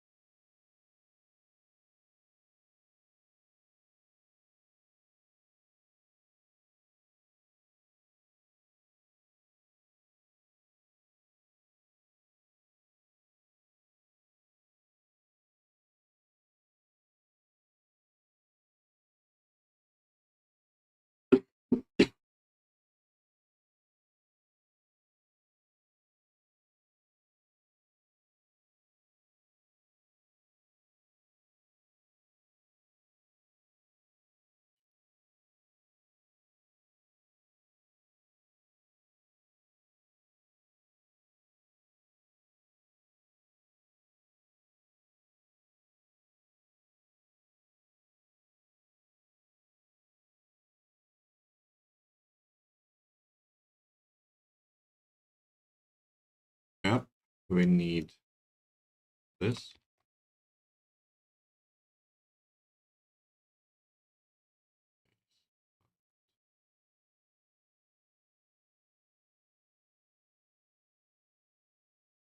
Before that.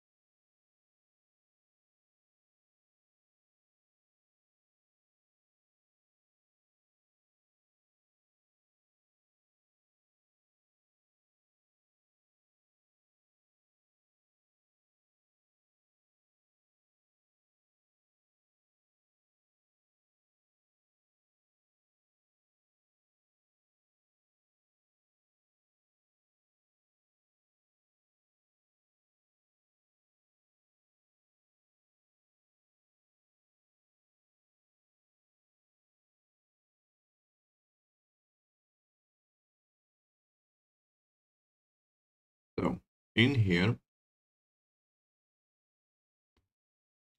and take a delay node like that. Promote this to variable. Call it spawn delay. And spawn delay is going to be 1 second, but I actually instanceable.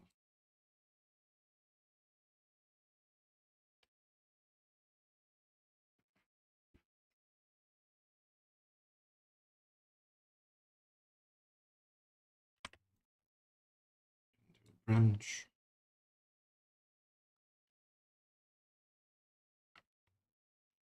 Take this here.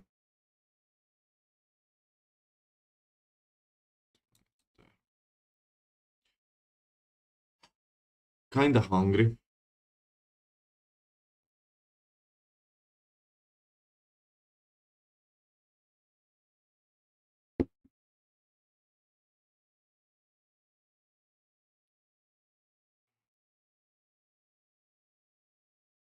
And now we are going to compare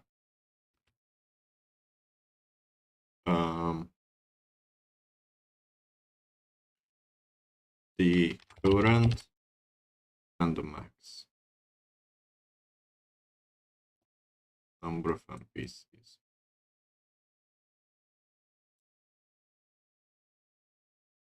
And if it's less, like this,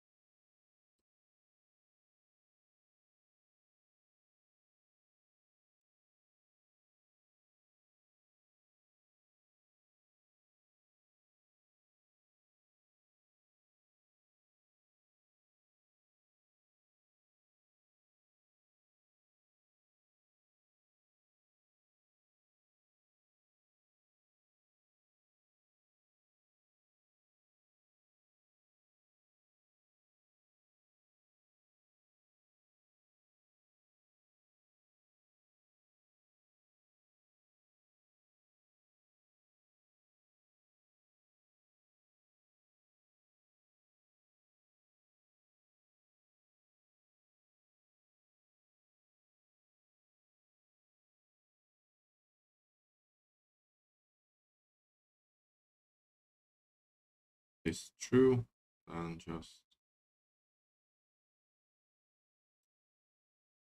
spawn the enemy again. Spawn.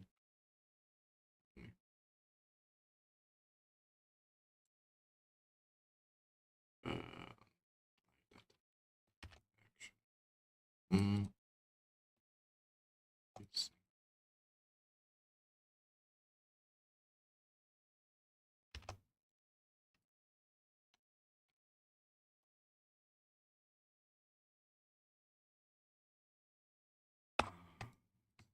that target. Okay, just spawn me. And we need to split and split it again.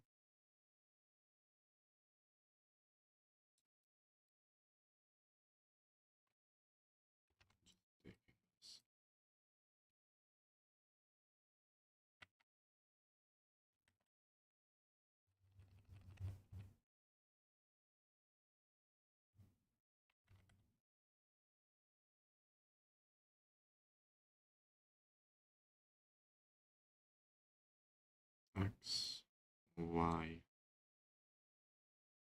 and Z. Scale, rotation. Rotation is actually up.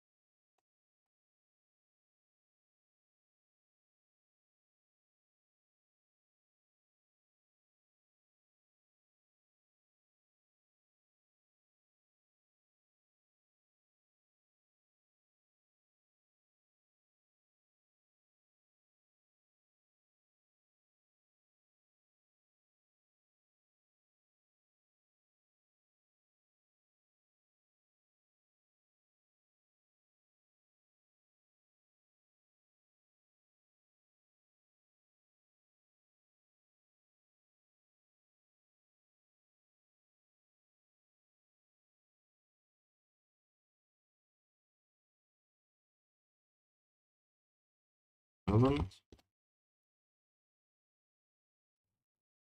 So right now, this is the loop.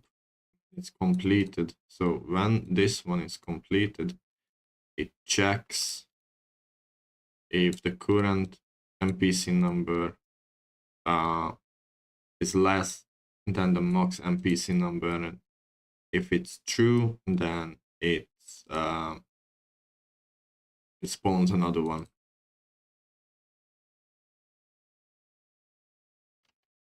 With a delay, with a spawn delay. And hopefully the spawn delay gives me enough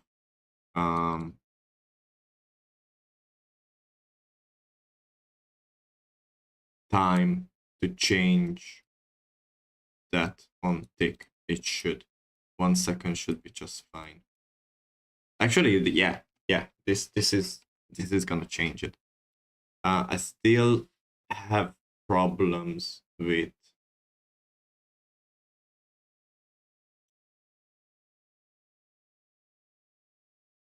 well, I guess I need to recall this spawn wave 1, and then I need another one of these spawn wave 2, wave 3.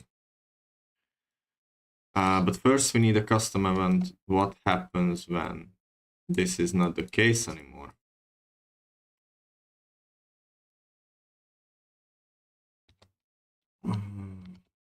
Good.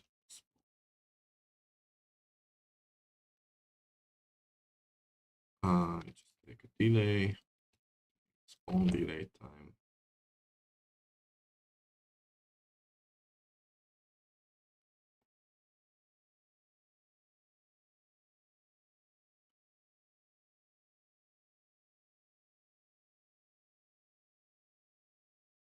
Check this stuff again.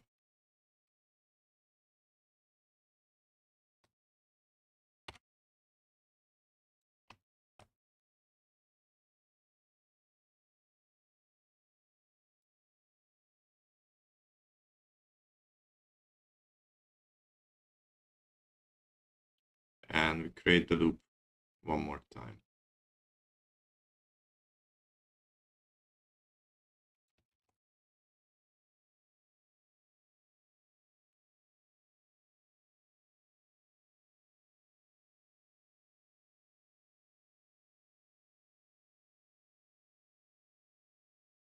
So that one can come down here.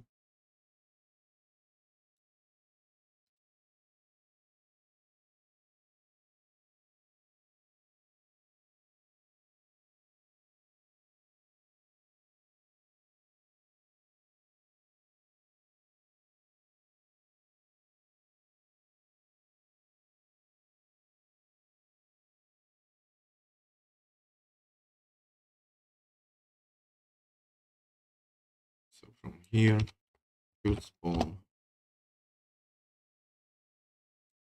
Put this up here as well. Should spawn, and it creates a nice little loop for me.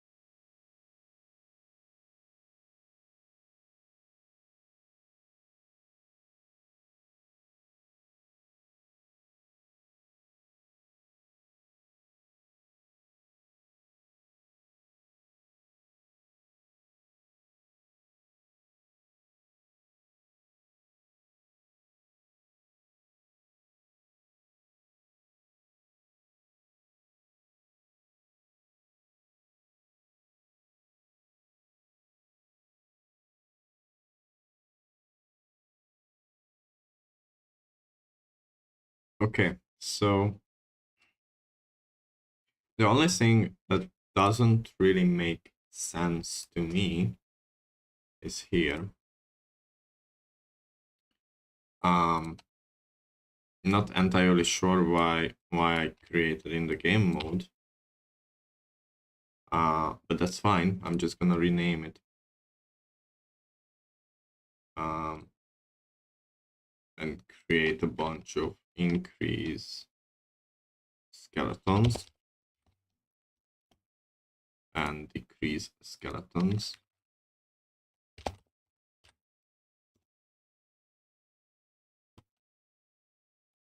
Current skeleton number and max skeleton number.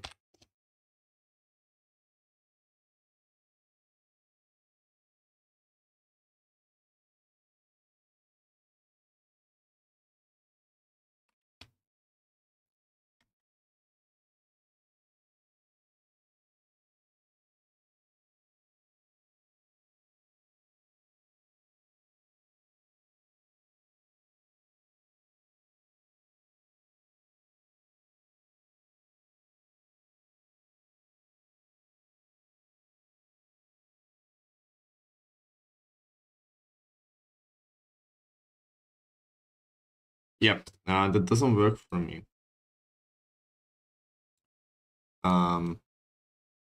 That's the thing when you are following a tutorial, it sets in one particular instance and one particular, situation, and my game, this is not what I want to do.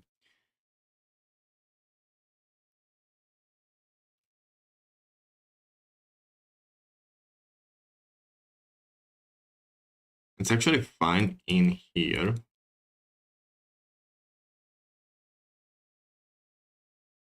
Because, let me see. So, 1, 3. So, on easy, doing 1 skeleton, then 3 skeleton, and then 1 ranged.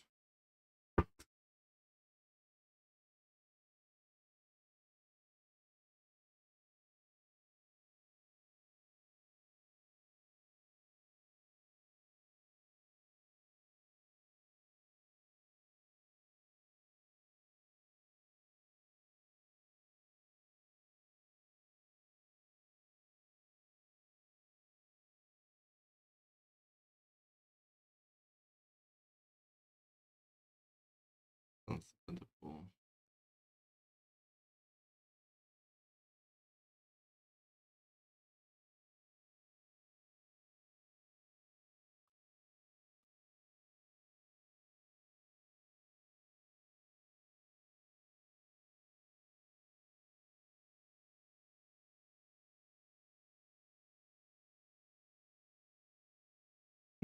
So I don't need this to be instanceable. This, neither of that. And I only need here max wave 1 skeleton number.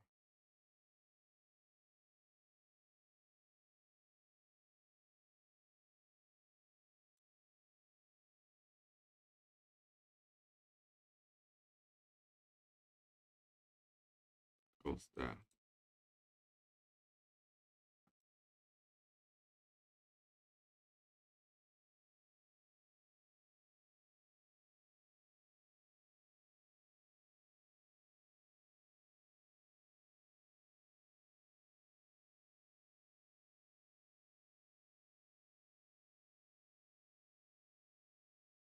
Nope, not here. And definitely not there. On tick, I take this, I get max skeleton number, and I set this to my local one.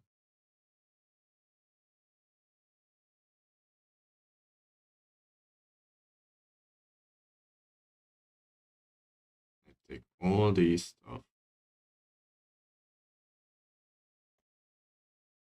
and bring it down one in here. And now, instead of that, this, I'm going to check.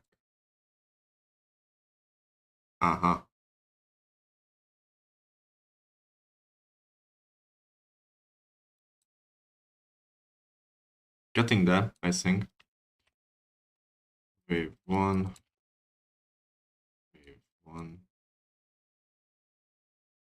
and this is instance edible. So I say 3, and now it should spawn 3 in here.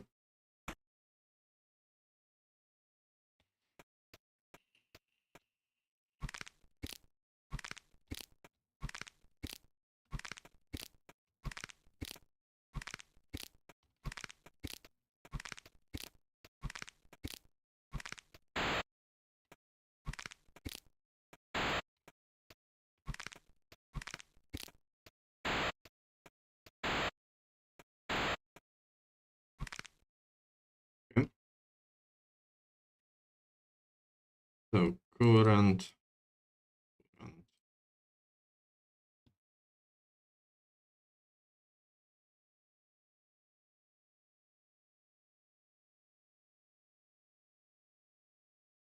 I don't even need this in here. Because I can just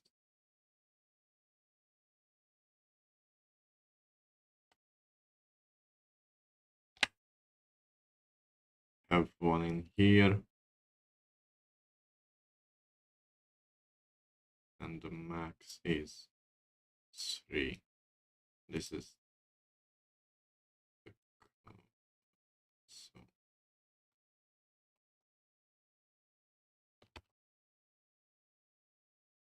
in string here.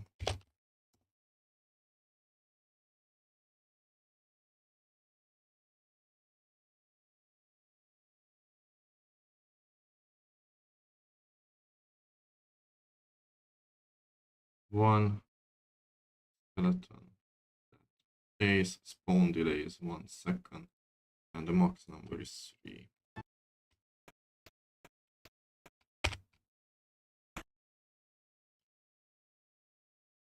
Shetan, not sure I pronounce your name well. Thank you very much.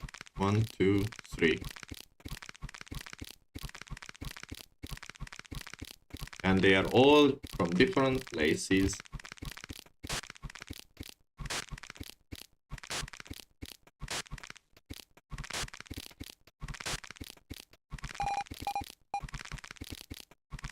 But it keeps spawning it.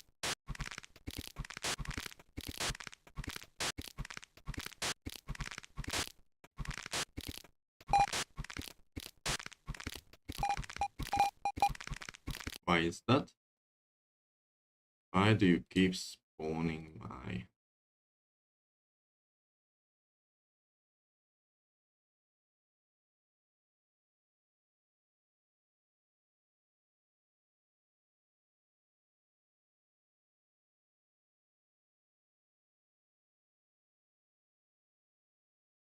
So I definitely need to do that.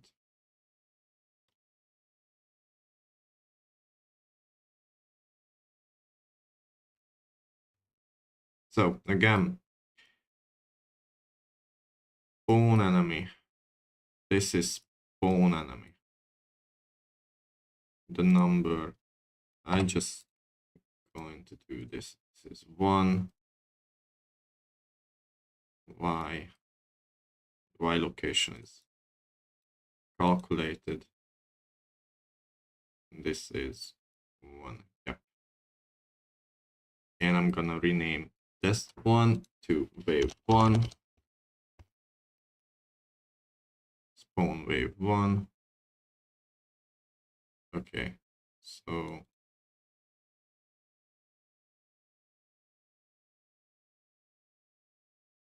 on that enemy type the transform. When it's completed, delay, and we have this and that, and if it's less,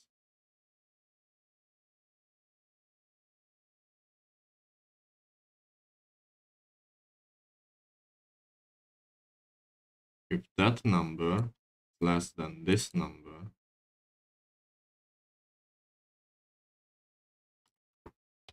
let's recall first of all.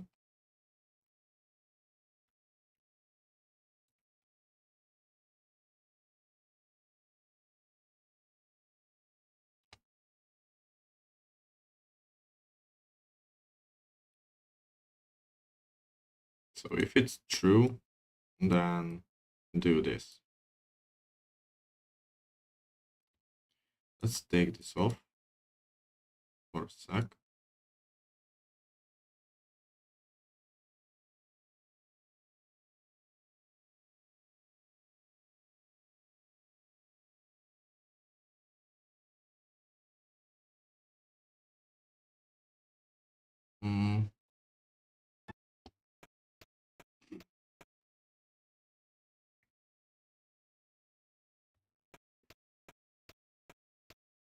So this is 1, this is 2, this is 3, this is 4.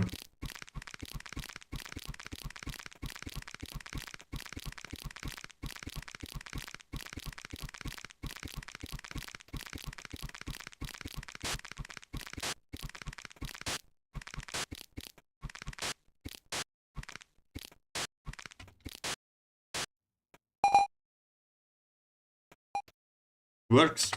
Yep. One thing I need to change. So we don't need a shoot spawn, we just want that.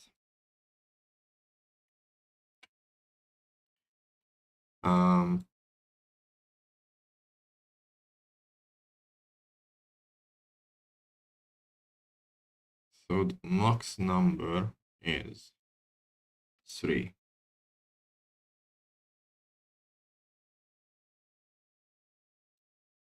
But it starts with 0. It starts with 0. Okay.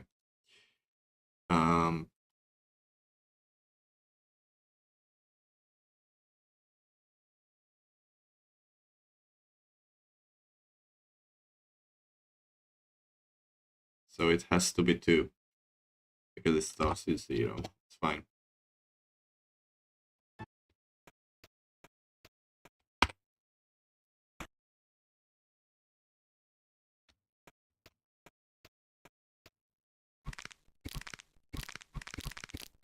That's it.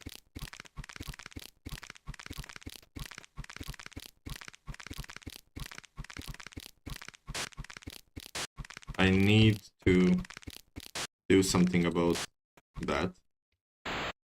That's done animation, but that's fine. It's 0. Okay. And now I can check. So that's wave 1. And I can do the same with wave 2, wave 3.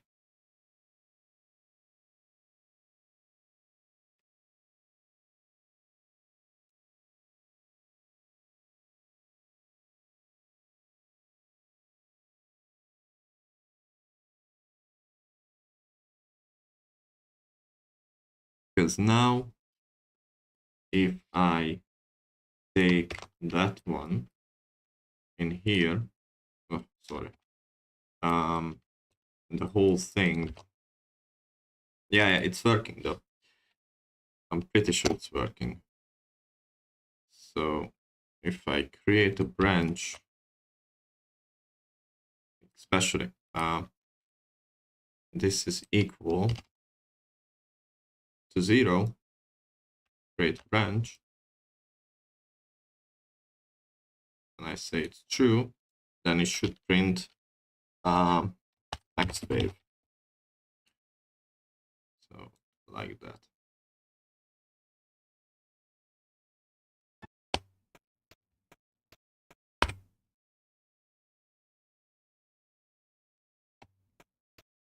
So it's not printing now. 3. One problem with that. Because it's on begin overlap, but it won't do that for me. So I need to check that on.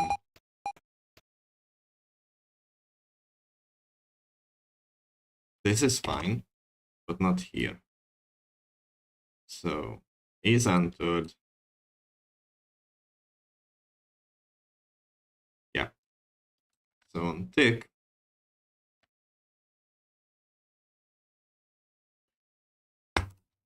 I'm going to create a sequence here. And I'm actually going to take the... where do I want to put the tick? Just to make it nice. I guess off underneath here.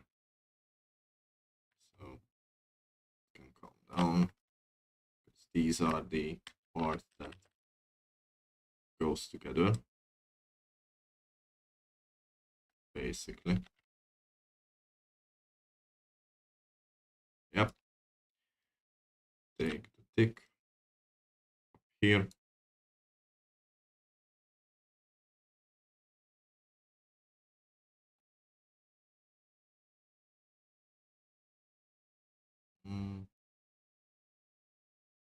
Yeah, like that. Okay. I take all of these.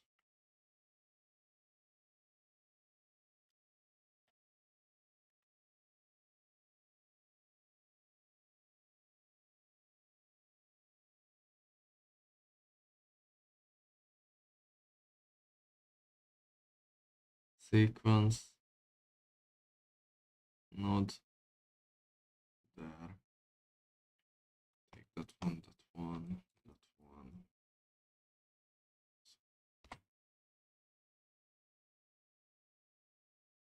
Where is this thing I copied? Did I just deleted it?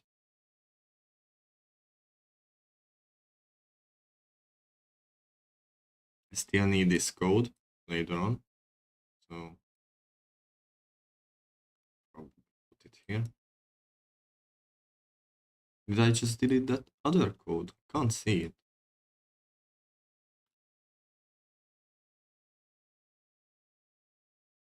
Well, anyway, so is entered this true?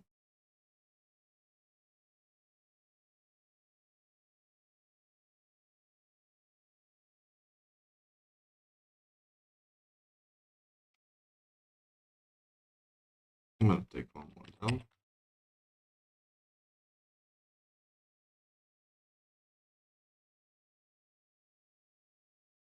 So if this is true, and if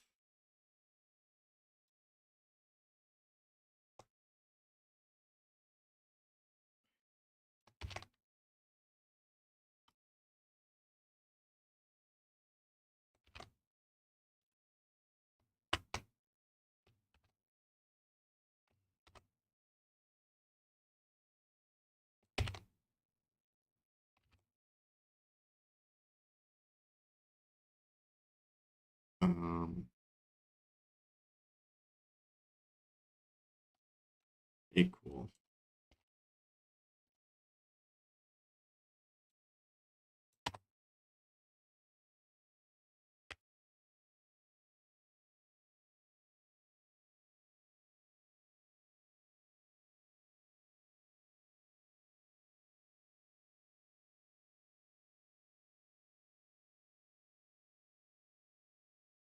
so that is going to be the initial wave, and then I can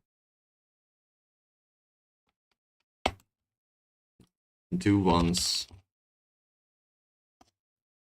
download image, do once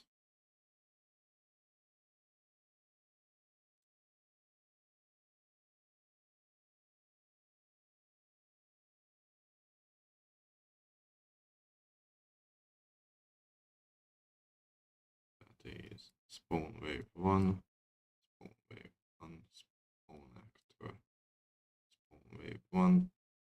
So I can create a new custom event. Spawn wave 2. And actually do print string here. String wave 2.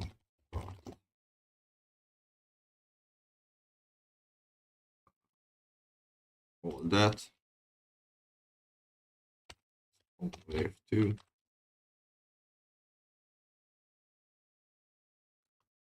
I'm gonna do another custom event.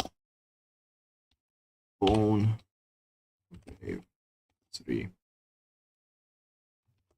Print string wave 3 started.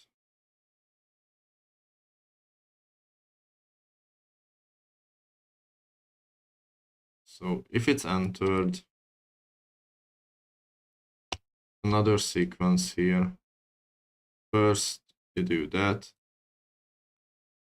and after, you know, I'm gonna check something, probably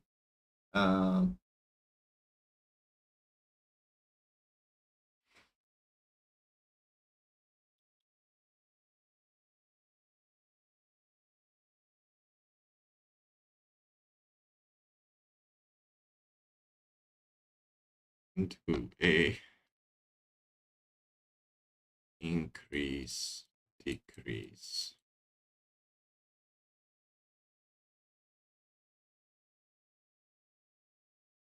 Yeah, increase NPCs. Let's call this as it is, because these are gonna be the NPCs. NPCs and current NPC number. These are general. These are general stuff.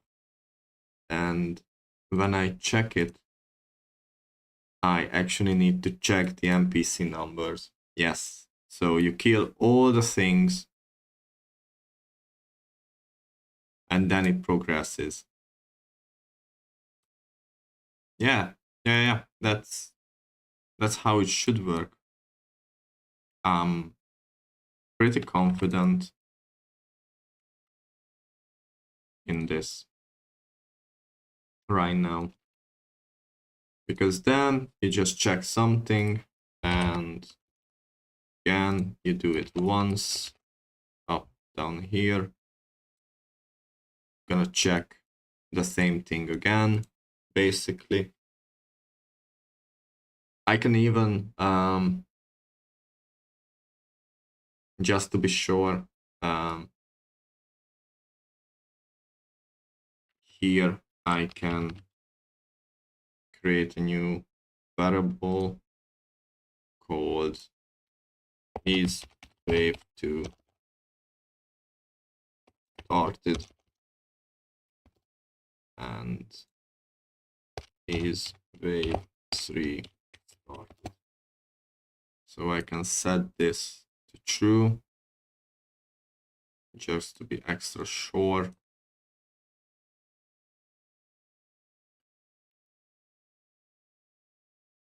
And I can actually do like is wave 1 start. Is wave 1. Oh, we don't need started. Just wave 1, 2, 3. Because then in here we can set that to true.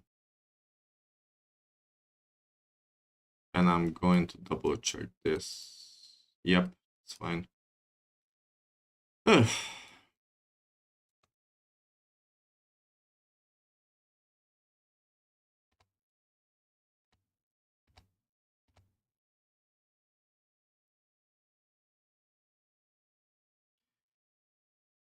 Arian. Hi, Arian. How's the progress going? The progress is really good. Using a tutorial, I managed to learn how to spawn multiple enemies in different locations and progress. Well, basically, I learned from the tutorial how to spawn multiple enemies, and using the code that I had seen in that tutorial, I managed to customize it to my needs, and that's where I am at the moment. I'm just basically finishing it up, because the first wave is done, and now the second and third wave coming. Spawn wave 3. Okay. And I just need to set that. Whoops. I have code here. I don't need. So when it's completed, when it falls, we set this to false.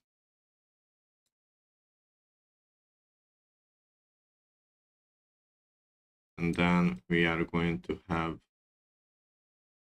wave 1 and wave 3 down the line here. Same code, but slightly different.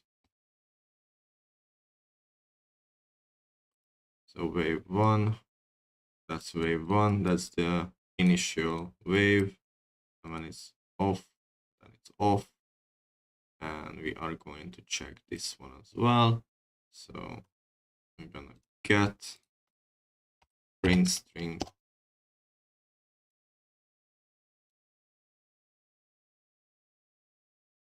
Okay, so if I play the game now, I should see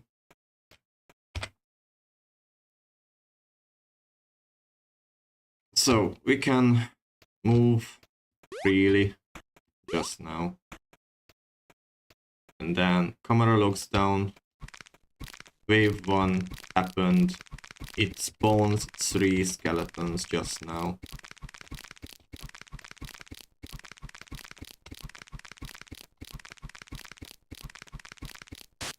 And when we kill the 3 skeletons, right?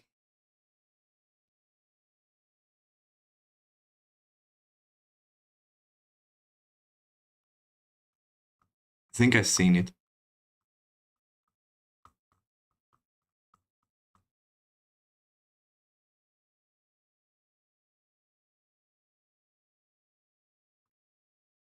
So 2. Yeah, wave 2 started. Works. It works. Just to see that in action as well, because the first wave, it's gonna be just 1, and instead of do once, just fire this up for me, please.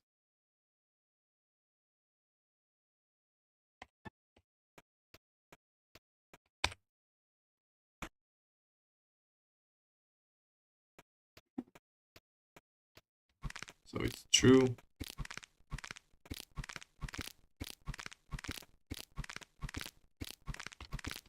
It only spawns 2 this time. No, not 1, sorry. My bad. 0. Because it starts with 0.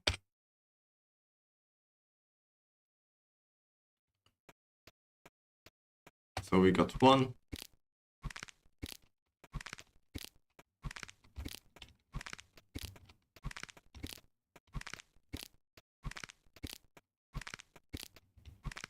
I need to put the force somewhere else. Wave started, yes. So instead this one being here,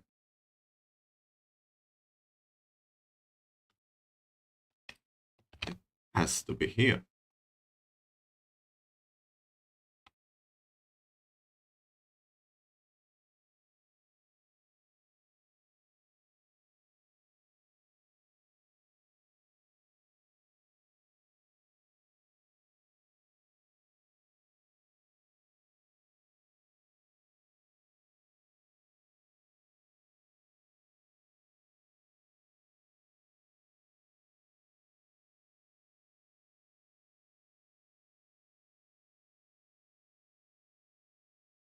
My only problem here,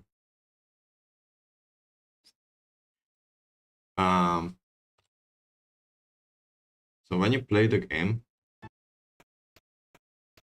and that's one of my um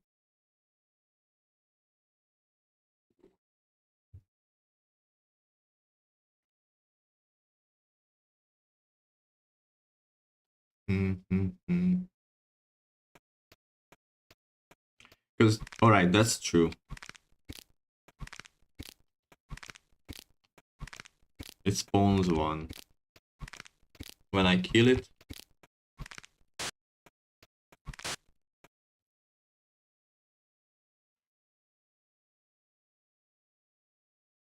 I'm gonna introduce their slight delay here.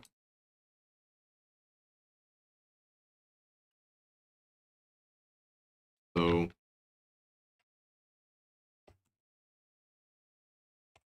0.1, and we can do it just once.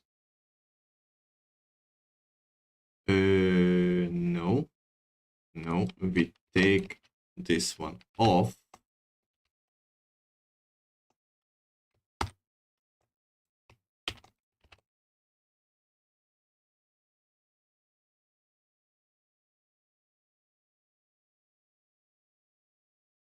Yes, we take this one off,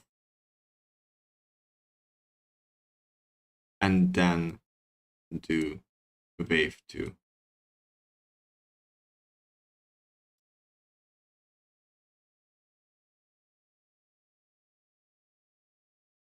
And in here, we're going to check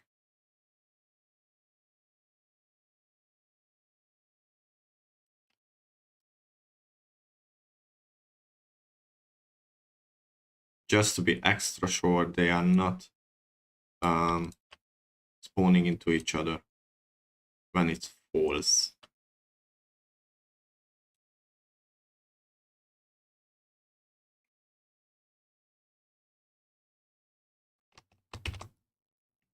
In here.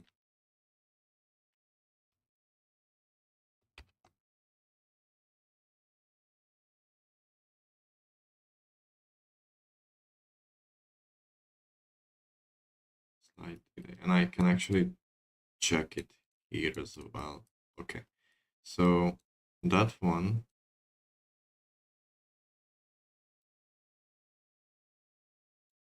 and only if it falls.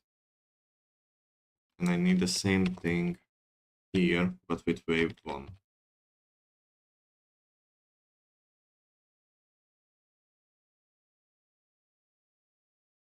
Only if it falls.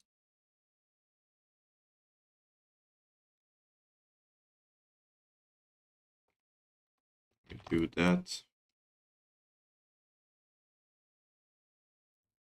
in here.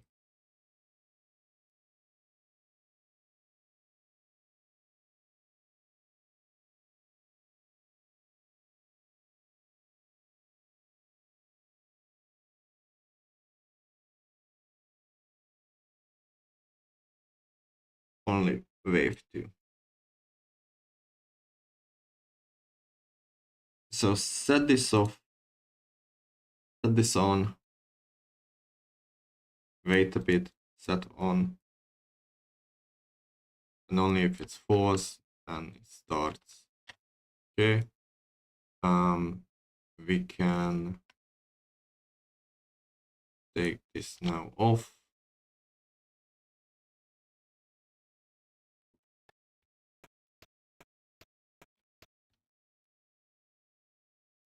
Boy, debugging is pain. I'm a college student studying C, so logic and debugging is pain, especially edge cases. I know. The only time I'm using debugging is when I actually want to check something, if it works as intended, or if something doesn't work, then I go into, and that's the real debugging. So it's true now. It stays true.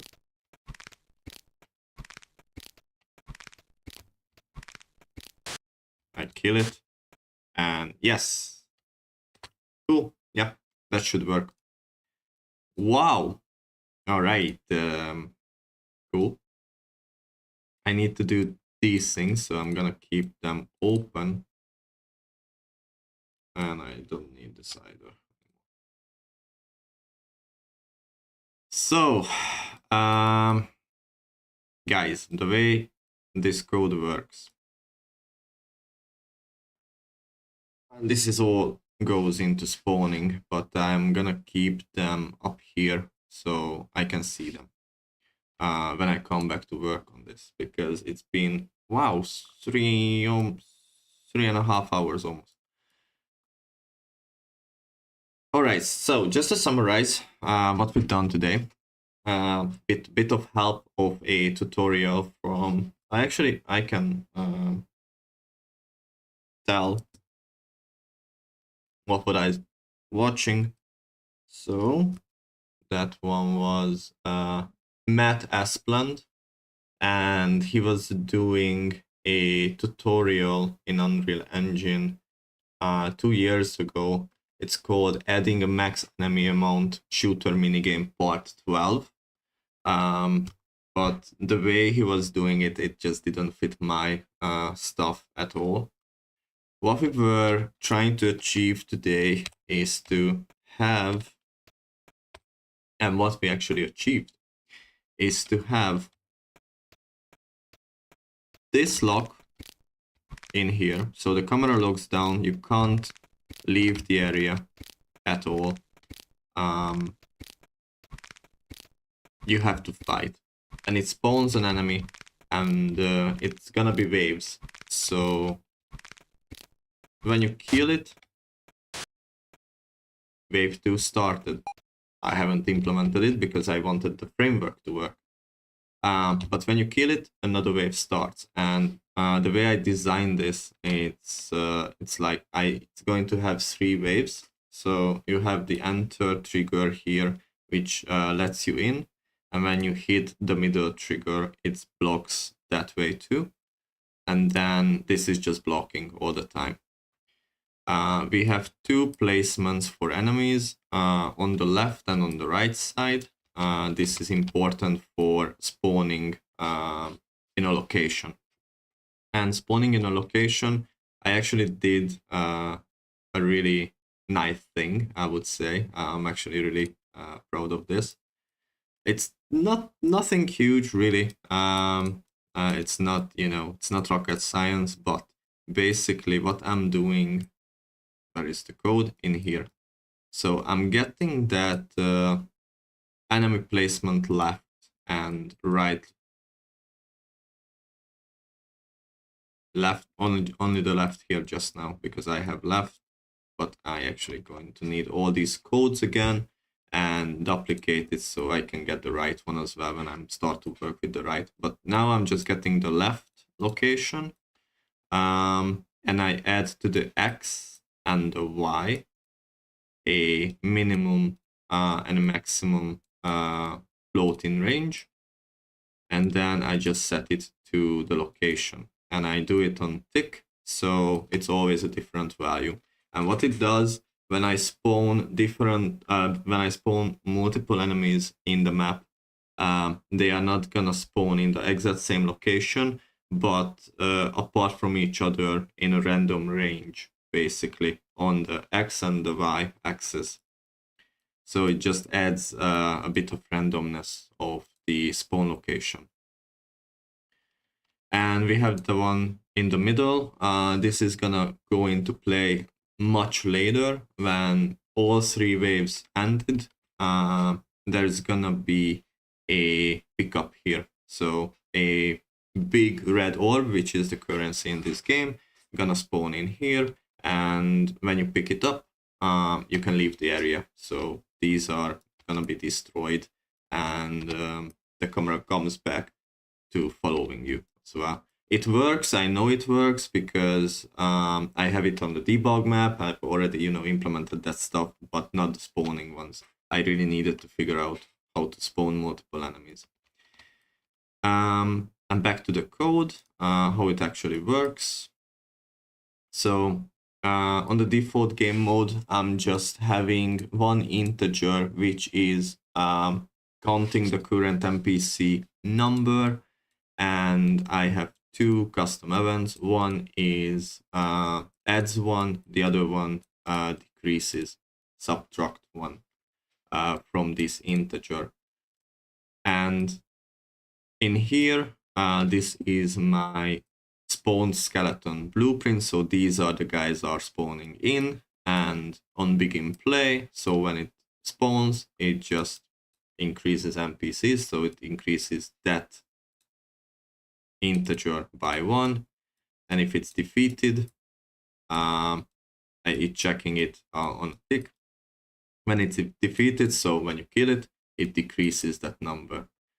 This is important because that gives me a way to track how many NPCs are on the not on the screen, but how many NPCs are spawned in, basically. And that's the leftover code for later on to use. This is it. So basically, when you begin overlap with this middle section, this is the middle section, sorry, with this middle section here, basically it sets the camera, so it locks down, sets to ignore that middle section, so you can't trigger it again. I could do it with like a do once, but I'll leave it like that. I implemented a couple months ago, and I haven't used do once, but it doesn't really matter. It works both ways, and blocks the enter one. So that one blocks it down, and then the spawning stuff. So we have a custom event. We do it in a loop, in where we have number of enemies. We have the enemy type and the spawn transform. So we just do this on the loop body, and when it's completed, we actually check if the current NPC number is less or equal than the max wave 1 skeleton number. This is a integer in this particular blueprint. I can set the number per waves. Basically, I'm gonna create wave 2, wave 3, and for different NPCs as well. So if it's less, if that's true, so it's less than the max number, then it just spawns another one. When it's false, it stops spawning altogether. The rotation of the actor is as it defaults. The scale I actually need, because this map is a bit different than the others, so I need to scale the sprites, and the location I've already explained that to you. Number of enemies and enemy types. These are all exposed to blueprint, which means exposed to blueprint, not exposed to blueprint. What I'm talking about? Instance editable. So which means if I go in here, I can set all of these numbers. So these are the max skeleton number in wave 1, and I'm gonna have wave 2, wave 3, and for all the different enemies that I want to spawn in, I can set the numbers here. And this is spawning. I just need to rename that category here. It shouldn't be spawning, it should be wave 1 skeleton spawning category, because I'm going to have a lot of variables in here when I actually work on wave 2 and wave 3 as well. But I can set everything here, the min and max location on the X and on the Y's, the spawn delays if I want to, and I can obviously pick what type of enemy I want to have here. And how it stops, how it progresses. Basically, it happens on a tick. So I am checking if the player is entered to that restricted area, and then I check if the current NPC number is 0. This is the case, then I'm just setting booleans for wave 1, wave 2, true and untrue, and then I check if the previous wave is actually false, and if it's false, then it's gonna run the code, the second code, the wave 2 code. Same thing here. I'm going to check exact same thing with that, so I can actually copy paste already like this.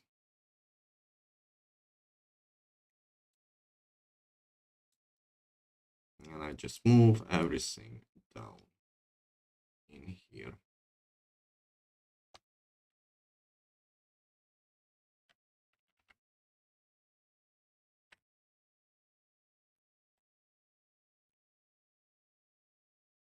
Just like that.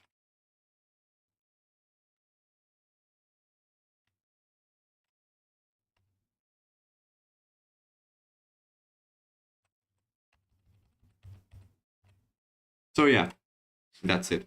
I'm gonna check it again in wave 3, but it only starts the spawning if wave 2 is false, and I'm doing that in here before that.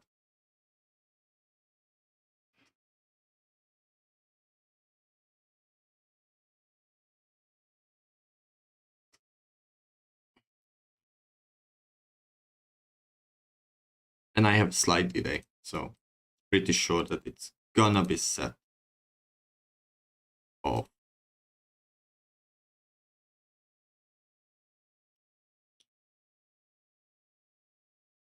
The thing is, I don't even need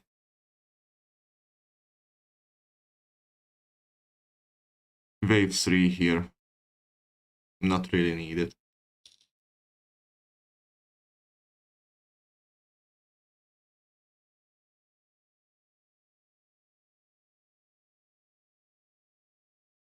Yep.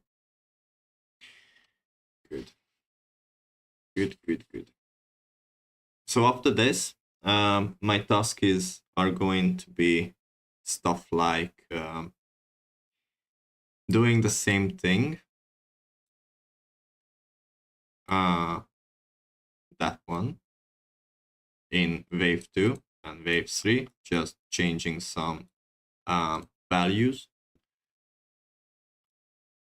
Then implementing the red orb thing, letting to spawn when you finished and completed all 3 waves.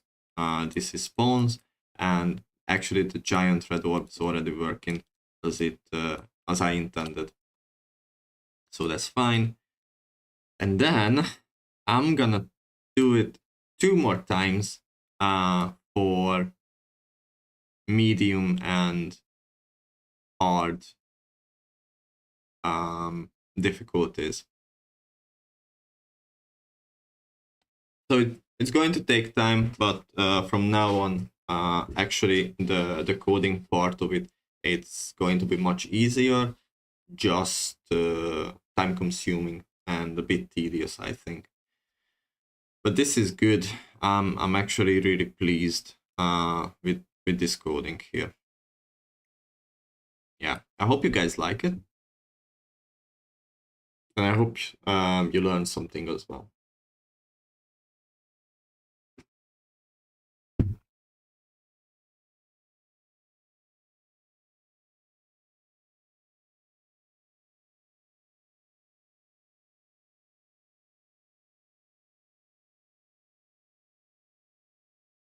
I'm gonna take a break.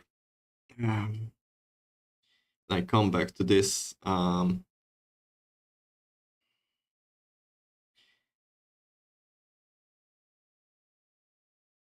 Cool. Error saving that. Just save that for me, please. Thank you. I'm actually gonna come back to this because next week I will have a meeting, and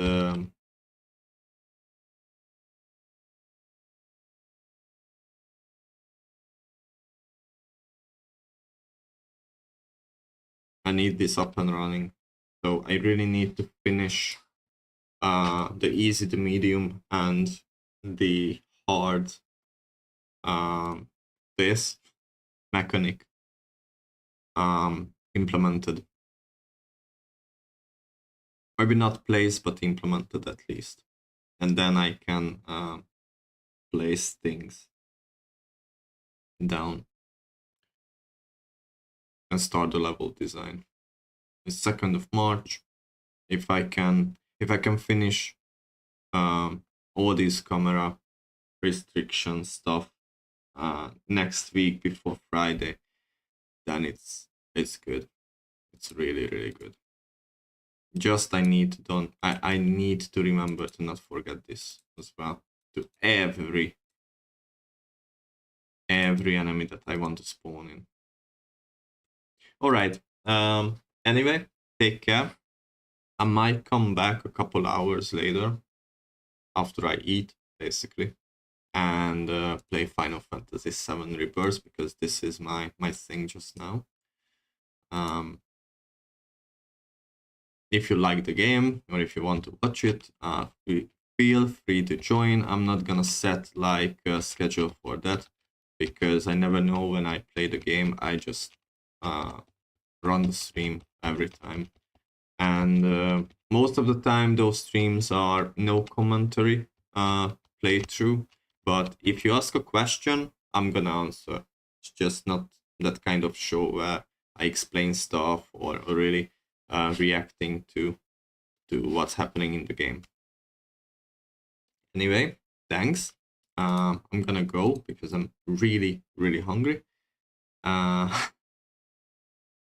Hope I see you later. When is the next one?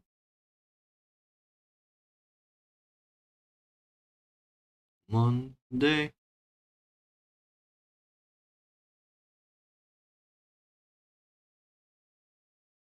Probably Monday afternoon.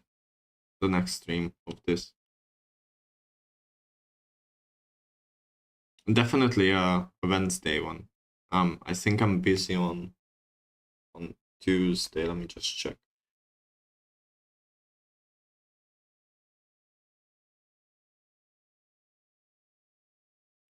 So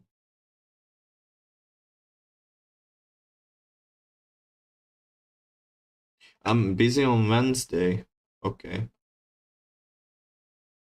And probably on Thursday as well, but I never really stream on Thursday. So it either just the one streaming on Tuesday. I put it up.